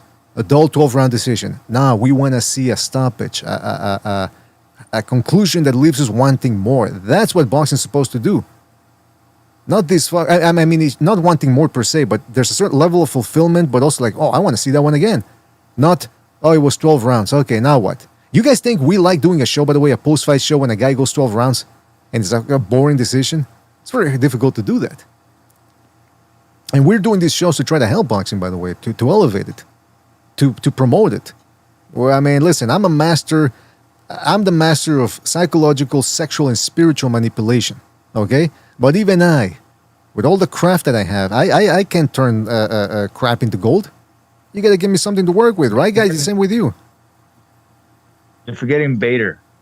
You had the master, but you forgot the Bader. That as well. Yes, that as well. There you go. By the way, Mayweather's exhibition with the kickboxer was canceled. I think I forgot to talk about that on Friday. It was canceled. Now they're saying his fight against Pacquiao is also going to be postponed, but sounds like it's going to be canceled, that one as well. So, oh, and by the way, I think Mayweather just posted a video of him making fun of people who are claiming, he's making fun of the people who are claiming that he's broke and that he keeps boxing now because he's broke. So why does he have to address those statements? I'll say this, I can only speak for myself, but if I was worth 500 million and not just 100 million that I'm actually worth, but let's say I was 500 million worth of a box office, Forbes, whatever, I wouldn't even I wouldn't even address people saying he's broke. Makes me wonder why Mayweather is addressing those rumors. Because they're just rumors, right? It's because he's broke. You know what they say, BDA? I think I brought this up before, right? They say hurt dog will holler. So that's a classic Georgian saying right there. That's saying it's true. He's not just broke. He's He's Brokeback Mountain. All right, Gypsy, man, that's like the third. Gypsy's on the roll, man, with these fucking dirty comments. This double entendre. I don't know what part of Georgia you've been, bro, but I've never been there. Why is it?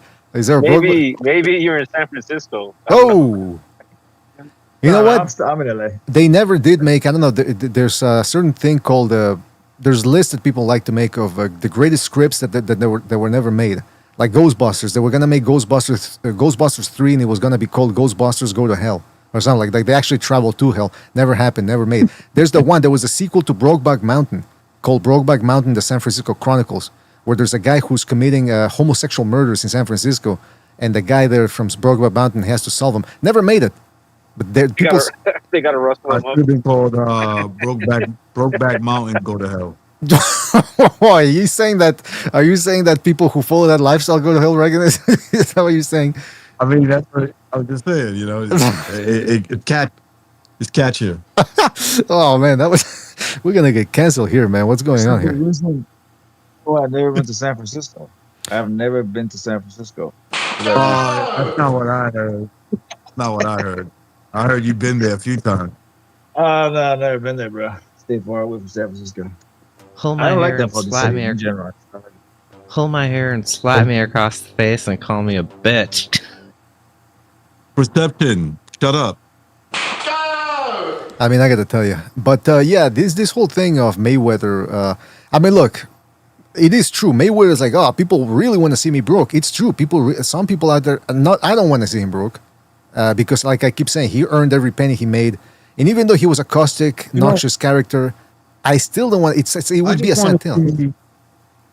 I just want to see Mayweather get embarrassed in the ring. I don't care about his financial situation. I just want him to have a real fight and get embarrassed. That's all. Exactly. Yeah, I don't care about anything else. There you go. See, and we always used to. Boxing always takes its pound of flesh, and it's time to pay the toll. Oh, jeez Louise, sober some dark shit here, man. Let me tell you. The other thing that I wanted to mention here was that. Hold on a second. Okay, so I know we got a moratorium on Tank Davis fights, but not necessarily on the man himself. So I'm going to make an exception here, and I want to play this clip. I found this one earlier today. Tank Davis isn't fighting. Doesn't seem like he's got a fight lined up. Now he's fighting on Twitter, by the way, not in the ring. He's going at it with old amateur opponents. Check this out. Because this dude dropped Tank Davis in the amateurs. And I think it was Showbiz who started posting that video. And it shows, well, you're going to see it there, but it shows Tank Davis sort of taking a knee. He eats a shot, and then there's a delayed reaction. Then he goes on. He drops to both knees and both hands. He's on all fours, by the way. And people are saying, oh, you see, he's been taking knees since the amateurs. So check out what this guy had to say, because apparently he didn't just come out of nowhere going at Tank. My DMs talking crazy shit, even mentioning my son and just ignorance. Really? Once I realized the gloves were off now, then I'm like, all right, cool. Now I'll say the facts. First of all, I've been beating your ass your whole life. It's not just, we had 2 fights or whatever. We were sparring all those years, and every time we did spar, I had him crying in the ring. And that's just the fact. That doesn't mean anything at this point, but I'm saying the facts now. Then when we were about to turn pro, I fought him 2 times, and I beat him both times. The first time I dropped him. I will send you the clip now, and we'll drop it now. People will say, oh, he was young. First of all, he was the same size as he is now, had tattoos. And at that age, he's knocking out grown men. But what? Because now I got him, now he's a kid. How old were you guys at this point? 16, 17. Okay. I fought him 2 times. And is he a pro at this point? No, right before we turned pro. Right, you both were at kind of like the same levels. Yeah. By the way, people are making fun of Tank Davis. I don't know if you can see it here in this clip here. But after he gets dropped, he starts stomping the ring. And people were saying, he's stomping the ring, trying to get the feeling in his legs back. But so apparently, I'd like to know more context here, because apparently this dude claims that I don't know where Tank Davis began attacking him in the DMs, making fun of his kid, whatever. So then the guy said, "Okay, I got to pull out all the stops now and show that I was beating your ass." That's I heard about unbelievable, bro. I heard about this kid beating up Tank years ago, and he beat him up at sparring even when he was a pro, I believe. And he definitely beat him in the amateur ranks, right? So Which you can see the video where he has Tank is one of these kids that has these delayed reactions. You hit him, and he's like, "Oh shit, that hurt. Let me go down." And so, hey, listen, what's fair is fair. Everything's about fame these days. Recognize he's so slow that even he gets hit. Even when he hurts, it takes long for him to react. Come on, I didn't say that, bro. he's like, so wait, slow. He doesn't realize he hurt. But yeah, good for the kid, good for the guy, man. Fuck it, get some fame, and it's not like you're bullshitting. You got evidence to prove that, So, Tanky boy, you need to step it up, bro. You're falling out of. If he's yapping, right? Falling out of the limelight, man. And that doesn't even seem out of character, because they said this dude hadn't posted on social media for a year, and then the first thing he posts is like Devin Haney on his ass against Ryan. And yeah, that's like you're just throwing shots at somebody. Like, why aren't you focused on what you getting in the ring with somebody?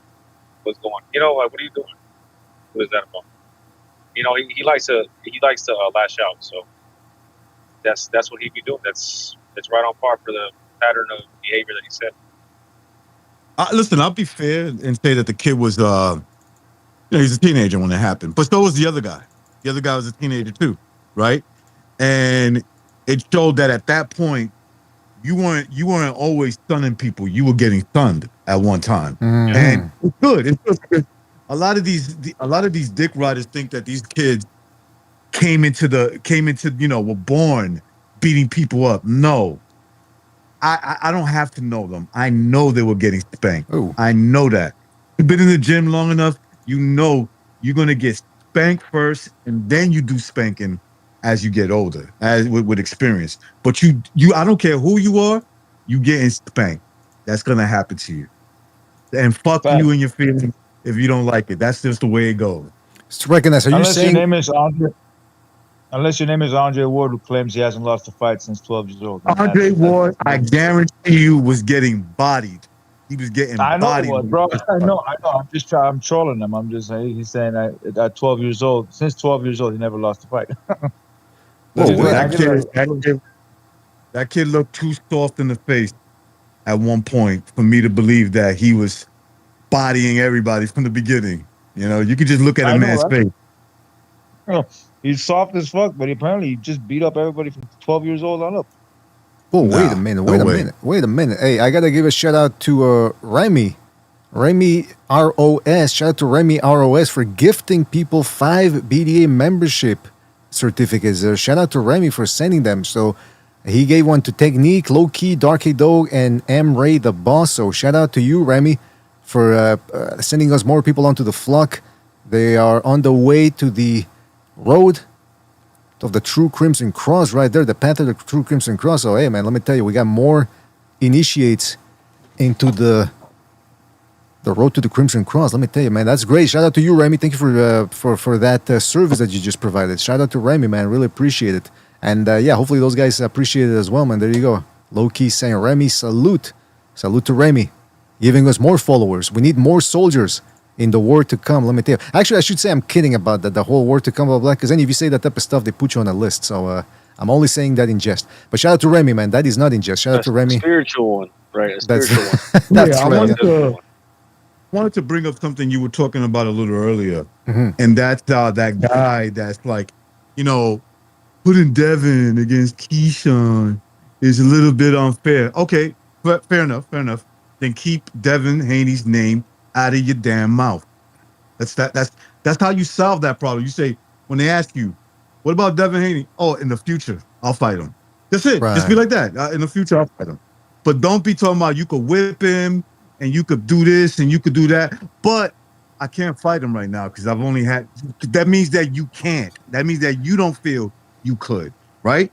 And I'm not saying Keyshawn said that, but this dude, whoever he is over here like he's being a spokesman for Keyshawn Davis, right? He's like over here, he's only had 15 fights.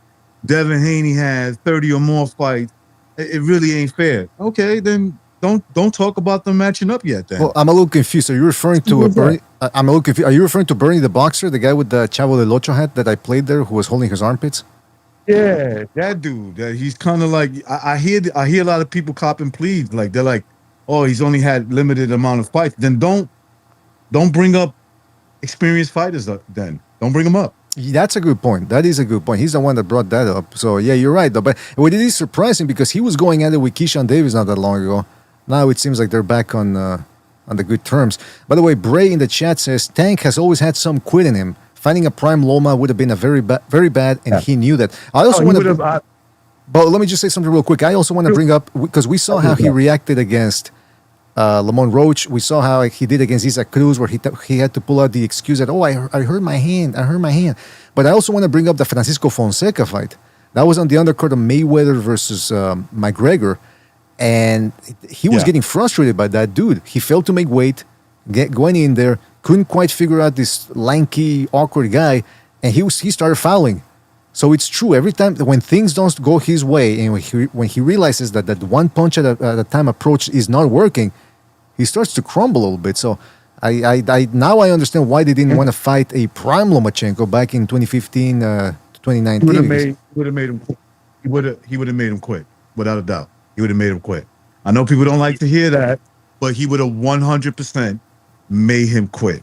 There's no doubt in my mind. I agree with you because of one thing, because of the fact that he has low punch output. That's why Mayweather used when they were, when he was under like management with Mayweather. That's why Mayweather would throw Lomachenko's name out there as a threat because a guy like Floyd, he's been doing boxing for a long time.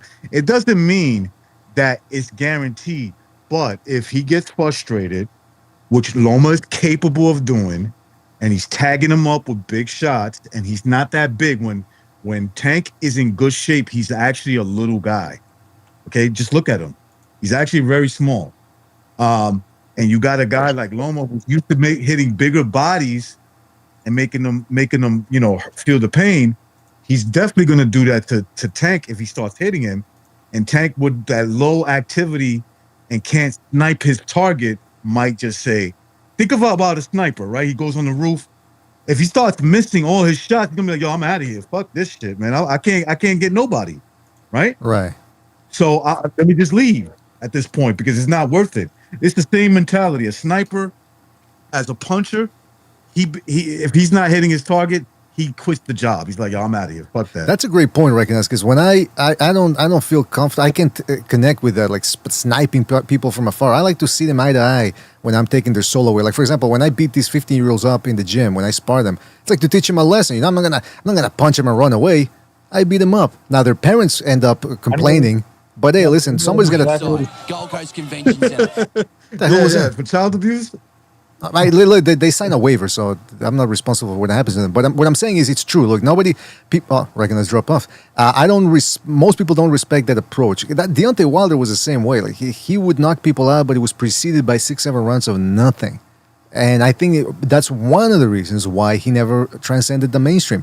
Now, sticking to this subject of Tank, because I talked about this on Friday, but I want to get your thoughts on this. Again, it's an open panel. Everybody can jump in. We're going to be here for at least another half hour before the Netherlands versus Morocco. But Richards and Hitchens was going at it with Tank Davis on Friday. And I was laughing my ass off because it was actually pretty funny from Tank. Somebody posted a clip of Hitchens struggling against Lemos, and then Tank Davis allegedly retweeted that. And it baited Hitchens into replying. And Hitchens said, I was completely drained, pussy.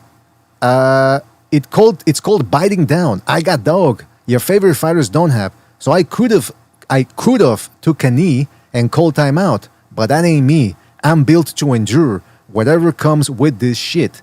And then people start replying saying, man, shut your ass up. Camboso's fight got you feeling yourself. Somebody said, he said completely drained because he's a weight bully. Point proven once again. Somebody else said, N-word spamming clinches ain't no damn dog. Tank was in the pocket throwing them birches with Roach. You was running away and hugging for dear life. Every N-word that's been in the gym with you be saying you got heart problems. So, and then somebody's posting a Oscar Duarte meme there saying, shut the fuck up, pussy. So Hitchens is getting no love on Twitter. What do you guys make of this? Is anybody interested in a Hitchens versus Tank fight now because of all of this? Or I think Tank will beat up Hitchens. I think Hitchens lost to Leon Paro. Leon Paro was outclassing him, but he had his moments with Leon Paro, Would and he they be able just to like. catch him though? I think he would, bro. I think Hitchens ain't that special, honestly. He's just trying to No, glorify but he's himself. a And he's a mover. He's a mover. He moves a lot, he moves, but he's not fast enough. and he And would have a big advantage, size advantage over that's Davis. the only advantage he has. That's the only advantage he has. That's it. With timing, Yeah, but speed, we can't like I said, overestimate. I don't know. Davis isn't that great either. You know, I'm not. Davis is good. especially He's just especially he right now. overhyped Especially himself. right now. Hitchens without box Tank. He's a midget. Oh, okay. well, Throws two punches around. Hitchens got that. I especially would with maybe favor Hitchens, to be honest. yeah, especially with the rush that Tank Davis is going in there with. And by the way, don't forget that if things ever get too rough for Hitchens, or if Tank Davis manages to get past that reach, all he has to do is hold.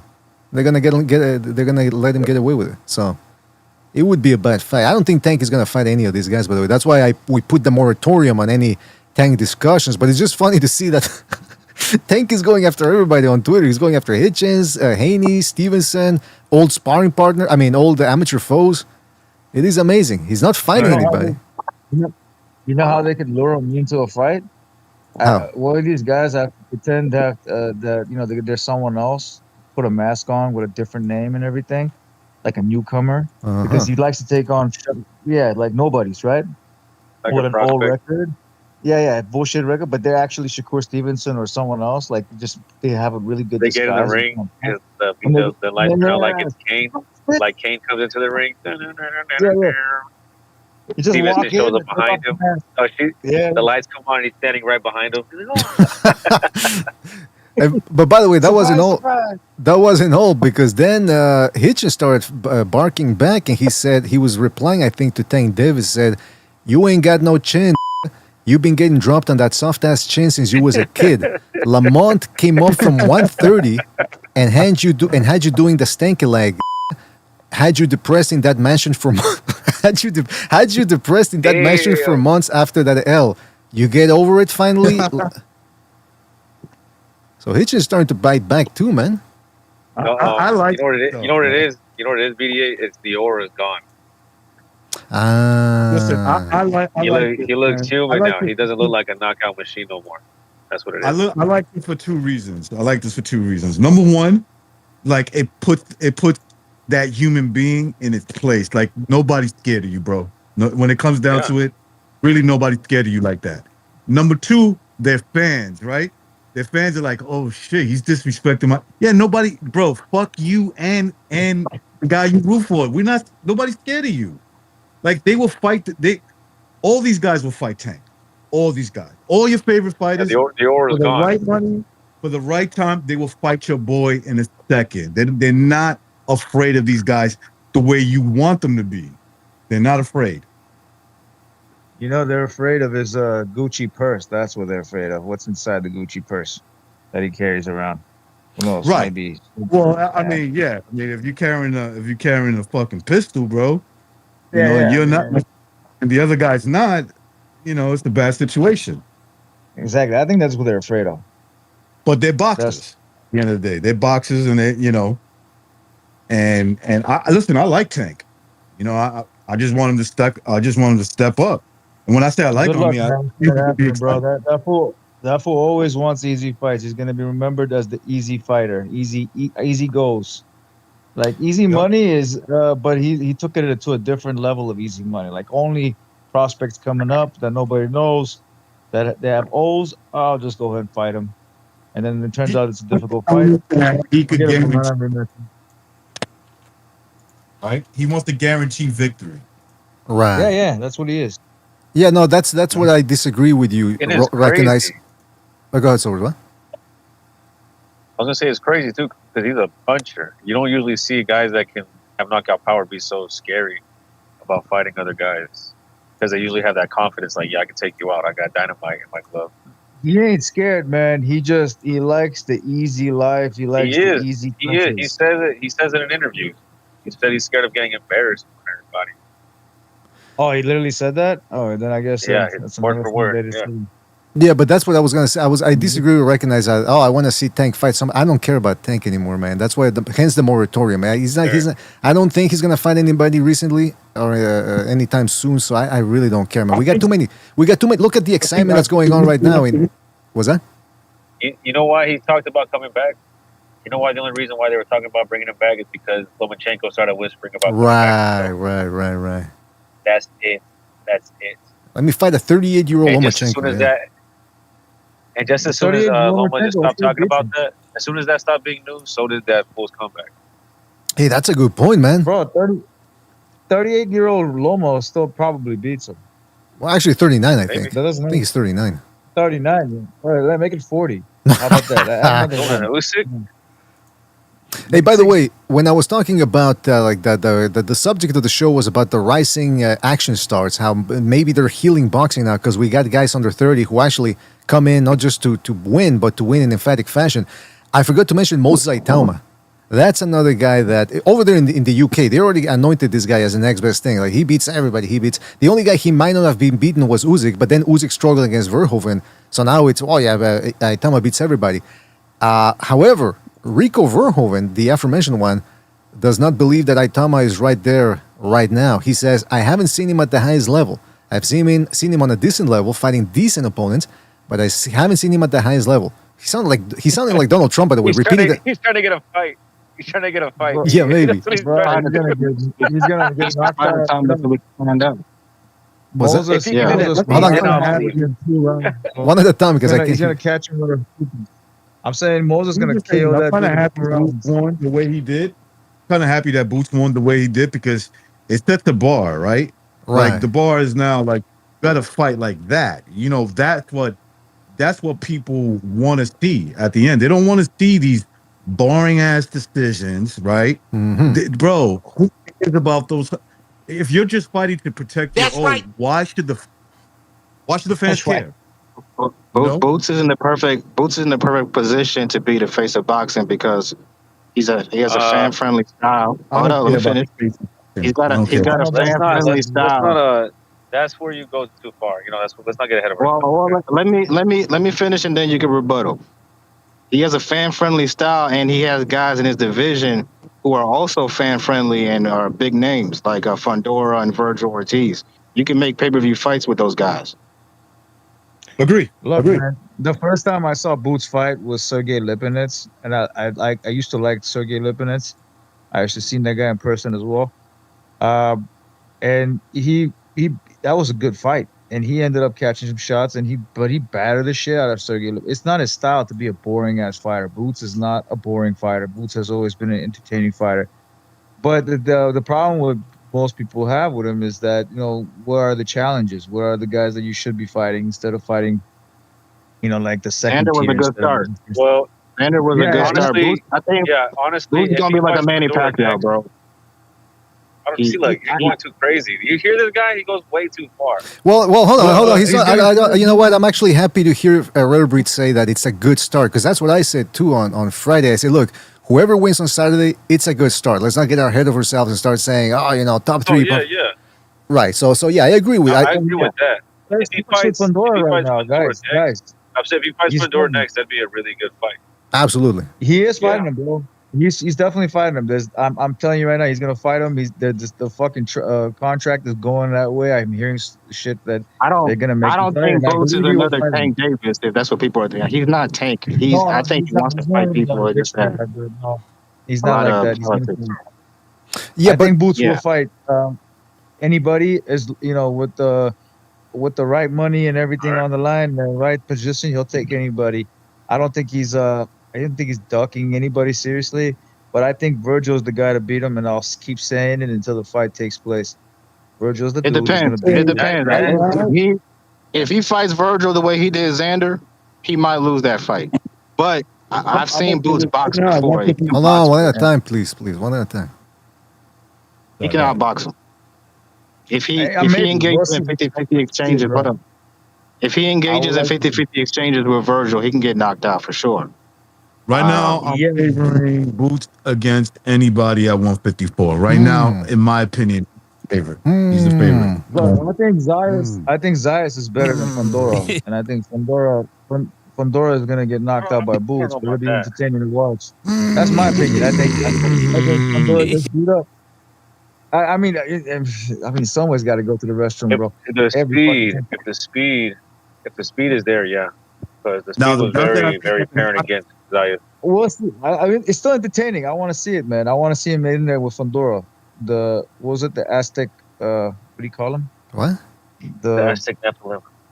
Nephilim, yeah, Aztec Nephilim. Yeah, let's get the Aztec Dude, Nephilim. who called him that? Wait, who called him the Aztec Nephilim? Who else, bro? He made up a name, bro. He made it up. It's catchy, Aztec Nephilim. Hey, but you know why I think why I like this whole type of performances that like we saw on Saturday or Benavides and Zurdo. It makes all these other guys want to rise to the occasion. It raises the bar. Because I don't know if you saw this video. Mario Barrios started like lecturing people. He was really feeling the energy. Check out what he had. He was on the streets going at it. Check out what he had to do. Waiting for you, bitch! Come on! Aztec warrior, bitch! Aztec warrior, bitch! So that's Mario Barrios right there, allegedly going at it with people in the streets. He was challenging people to a fight. He was so pumped up. And that's what we want to see. And so that's why I wanted to go back to the Aitama thing here because, well, first of all, somebody in the chat, hold on a second. Somebody in the chat, JV, hold on, where was it? Real quick, give me 2 seconds here. Somebody was calling him Mossad Aitama. In other words, saying that he's a manufactured star, hasn't proven anything yet. But I don't know, man. I mean, I think. Look, yeah. Is Mossad Aitama? He's a honey trap. He's a honey pot. He's a honey pot. No, is he being overrated? Well, depends on. Like I always say, depends on whom is overrating him because. We could start, all of us on the panel here. We're 7 people, right? We could start a little group and just start overrating, let's say, Abdullah Mason, saying, "Oh, he beats everybody between 130 and 147." So somebody could hear us talking and go, "Hey, some people are overrating Abdullah Mason." Yeah, but who? Just 7 people? Because when you say, "Oh, this guy's being overrated," you make it. It makes it sound like I'm the only one doing it. I'm taking all the responsibility. There you go. So I'm saying. The only one that I've seen, I'm the one overrating. The only one that I've seen overrating Aitama is some people in the British media and some fans. But I think most sensible boxing fans are saying, okay, hold on a second. Just because he knocked out Jermaine Franklin, who was shorter, fatter, and slower than Aitama, doesn't mean that it's, this. Because I did see some people, like I said, after he beat Jermaine Franklin, some people were saying, oh, the only guy who can beat him is Usyk. The only guy who can beat Aitama is Usyk. I'm thinking, come on, man, let's see how he looks against Hrgovic.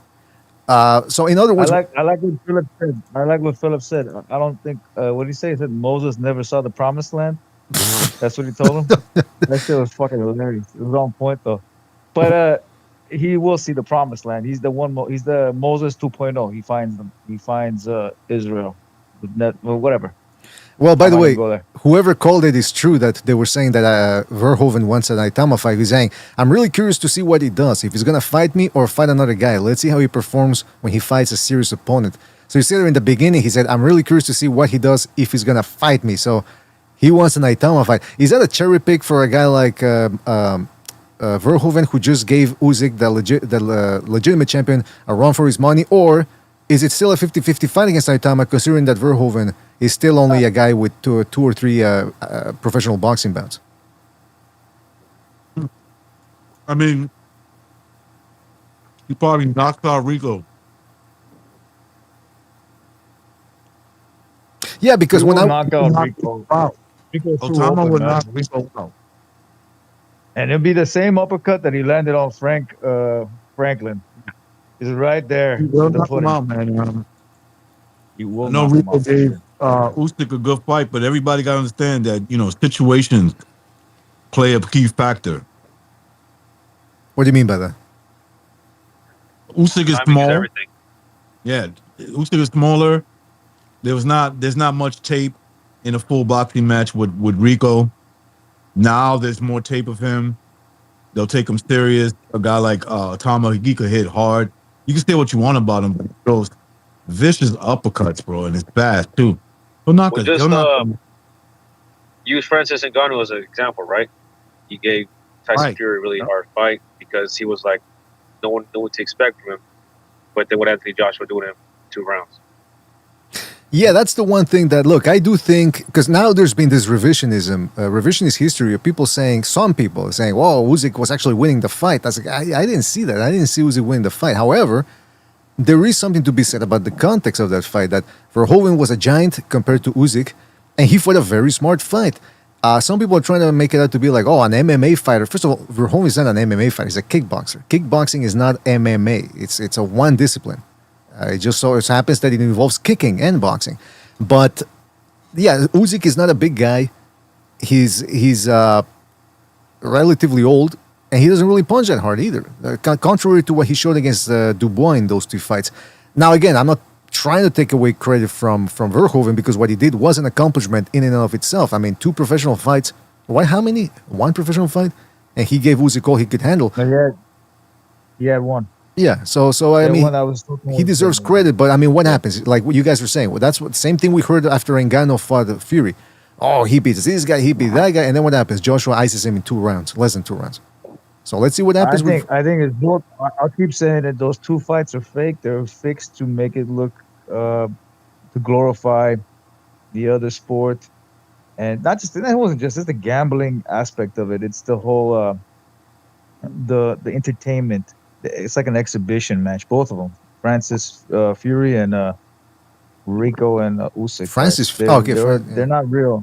Yeah. They're both fights were not real. I expected something like this from this fight. I'm like, why would they bring this kickboxer? Yeah, he's a legend in the sport, but why would they bring him in to this sport where it's completely different? It's not completely, but it's a lot of difference, huge difference. Frank, and why would they bring him? Like there's a lot of things. There's a lot of like minuscule movements here and there that, even no matter how much he's been training with Peter Fury and how much he's caught on, he's not gonna get to that elite level because he's doing kickboxing. And Usyk should have picked him apart and stopped him. And the reason why he didn't is because he carried him. He carried him all the way to 11 and 12, and then stopped him there to make a bullshit ass controversial stoppage. And the thing is, they could have let it go to 12. They intentionally, and he could have stopped them in the 12. They intentionally did it at 11 so we could have a whole argument about it, and then possibly another a match where Usyk gets paid a shit ton of money again. Well, I mean, I would ask Frank Bay about that, because he's one of the guys that sees all the angles. I want to see if maybe you're onto something there with your theory there. But I also want to say, JV in the chat says Verhoeven is a Dutch kickboxer at that, which is even tougher. I mean, that's one. I've been rereading about MMA history, and there was an organization called Rings Fighting Network, which was kind of like Pancrase, had similar Pancrase rules. And it's true. One of the things I'd forgotten was that they went out scouting for talent overseas. They didn't just stick to the U.S. and Japan. They went to the Russian territories, like Georgia and all that. They also went to the Netherlands, and that's where they got a bunch of tough kickboxers. So I didn't even really know, but yeah, apparently tough Dutch kickboxers are kind of like a different breed. Joe is going out recognized, saying, "What the hell's wrong with you? Talking with food in your mouth, or do you have your? Oh, come on!" He's saying, "Or do you have your boyfriend over? Have some respect for the panel." Recognize. Hey. What the hell's he doing? Why is he going after you? Recognize? Like you're one of the OGs here. He said, "Have some respect for the panel, or go back to eating sausage." Jeez, what the hell's wrong with Joe, man? No, I'm not even gonna say anything, man. Fuck this bitch. I recognize. I'm not going to dignify that with a response. And you know what? When I read that comment, I even read it in. I heard Joe's voice. Right? Come on, recognize. Have some respect. Toughen up! This isn't fucking ballet. Toughen up! That's what I heard in my head. All right. Listen, man. Tell Joe I apologize. I was fucking hungry. Okay, tell him I apologize. You were a little bit out of order there. A little bit out of order yourself, recognize. Just a little bit. But I don't think he needed to go that far. That's all I'll say. Oh, I wasn't. I think it's mixing up my voice with recognizes. Probably that's what it is. Yeah, you always sound like you got dick in your mouth. That's true. Shut your mouth. I'm kidding, man. I'm kidding. We're just busting balls here. That's what we do. We riff. We riff and ref. But sound like a kid. I mean, Chun-Li doesn't really have a sexy voice. So By the way, I don't remember when Joe was going at me like for 5 months because I picked Garcia over Tank Davis, and I said, "Look, I picked him to win by a narrow decision." Like I said, he was going to school Tank. He's like, "What were you thinking, PDA?" It's like, "Holy shit, he was on to me, man." But I was going to he was saying it was the Mexican contingent or something like that. right. But I was going to ask Frank. There was something I didn't want to. Go ahead. No, go ahead. I was just going to say, since we're talking about Rico Verhoeven and Usyk, I don't know if you brought this up in the last two shows or not, but I think last Friday it came out that he dropped his belts, and he said that I want to just give them out there to everybody and not hold on to them. I have one more fight, but I don't want to hold up the belts. I think Caballero was elevated to the WBC champion. Right.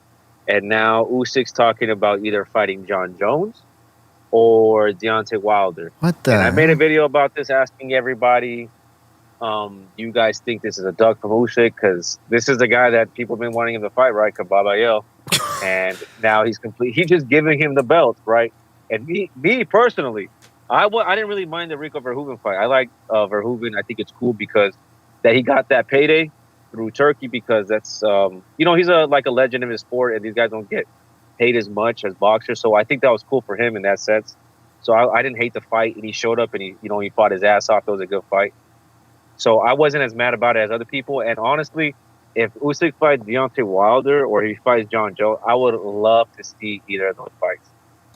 In all honesty. So, yeah, we know you would. I just think it's interesting, right? Because it's just it's just interesting that he gave his belt to Kebab. I mean, to Caballero. You said John Jones? Yeah, John Jones or Deontay Wilder in a boxing match. Why is he? You know what? I remember somebody on Twitter was saying that Usyk was low key. That's the new term now they use. Or low key racist because I think he was supporting at the Azov battalion or something over in the Ukraine. Now I'm thinking there might be something to that. Maybe why does he want to beat up on the brothers so much? I mean, Wilder and John Jones, really? That's the guys that he's going to go after. John Jones is more of a kicker than anything. So his boxing skills are trash. Like he got better legs than he got better elbows, but when it comes to boxing, it's just no. He'll beat the shit out of him. See, you said better legs. I'm not even going to touch that one, Gypsy. I'm not even when you said he got better. Look, you're making it all sexual, but it's not sexual. Well, I mean, and stop. So in the chat. Yeah. In the chat, they're saying it cannot be John Jones because he's still contracted to the UFC. Well, you guys have to understand this. Zuffa is now a boxing entity, right? Exactly. And Zuffa and the UFC are owned by the same company, Zuffa Boxing. What do you mean? Like if they pushed aside, they made an exception for Conor McGregor. Say, hey, that $100 million you're making, you're cutting us down the middle. We're taking a 50-50 split off rip.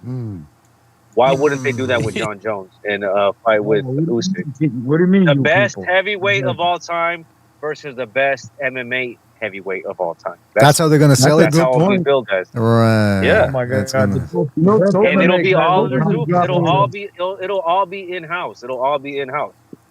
Sober's just dropping gems there. But funny thing is, the best MMA fighter wasn't fucking John Jones. It was Fedor Emelianenko. Oh yeah, that's true. Well, we're talking about the UFC. You're missing the point. I think you're missing the point.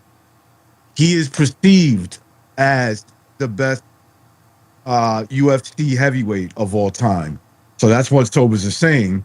Versus, the best heavyweight of the this modern best heavyweight. Yes. So that's how they're going to sell it. And that's it makes a hell of a matchup. They're already doing it. They're already doing. He already fought the best heavyweight kickboxer of this era. He's fought the best heavyweight boxers of this era. Okay, yeah, fight the best MMA heavyweight of this era. Let's see it. What about the best rugby player of all time? Is he going after that guy next? Or? I think that guy already lost to Mark Hunt like 2 or 3 years ago. Yeah, maybe. Yeah. But by the way, in terms of like true competition boxing, Usyk might be done with that shit. He might be totally done with that. Well, as long as he has, if he wants this one last gimmick fight, I don't want to see his face around again in boxing. Otherwise, it sounds like he's just wasting time here.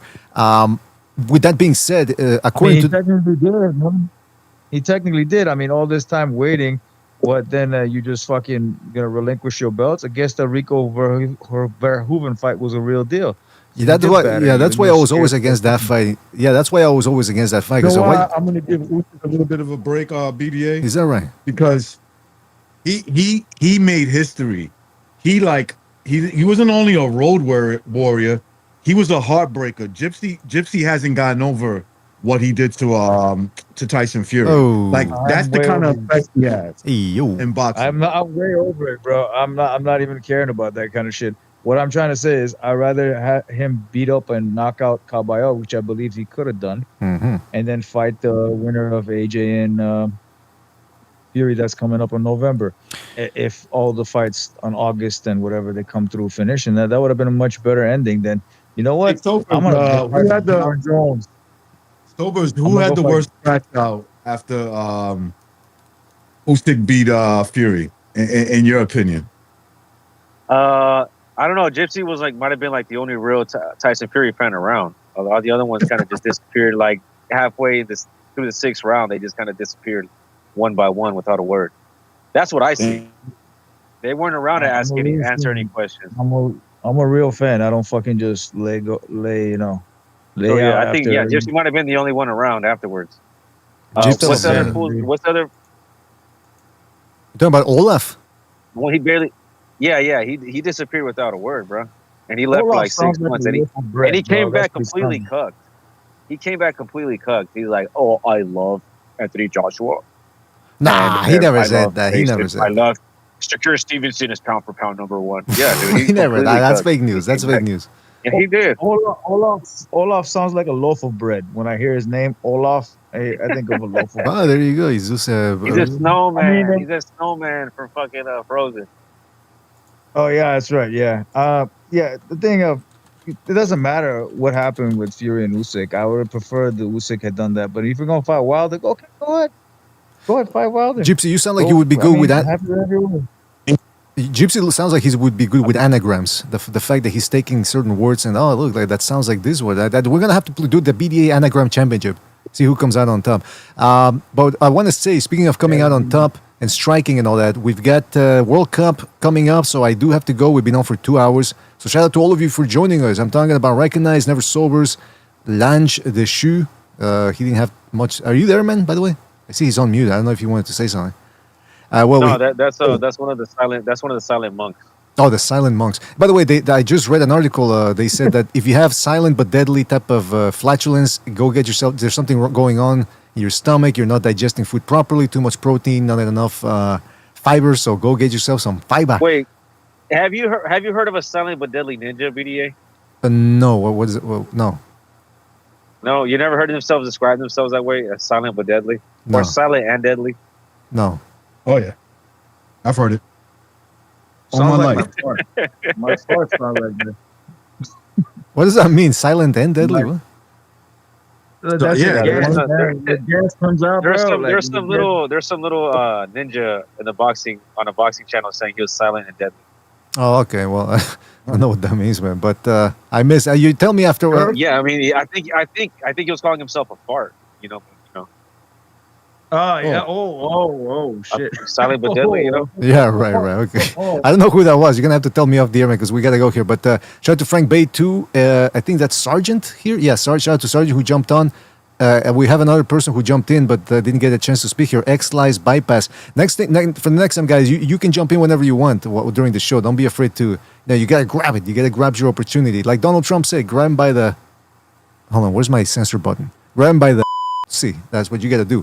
So shout out to all of you guys for joining us. Really appreciate it. Of course, everybody out there in the chat. I'm talking about Loki, Alejandro Solis, Parocua, Alfredo Contreras, Dark Hate Dog. Shout out to Remy for gifting those 5 membership packages to everybody out there, to 5 people. Ignorant Boxing, Revolution. Shout out to Revolution, Round 1, JV, Baron Evola. Fuck, why is this stuck here? Okay, hold on. I'm trying to scroll, or whatever. Baron Evola, Alfredo Contreras, Urban Dance Legends, Joe, Avenues Roofing, Sergeant, Dwayne Styles, Warrior Faye, Miso Dionysian. Guys, if I forgot La Losoto Gaming, if I forgot anybody, it's because we gotta go. I gotta go catch the game. Shout out to all of you guys for joining us. Really appreciate it. Try to be back as soon as possible.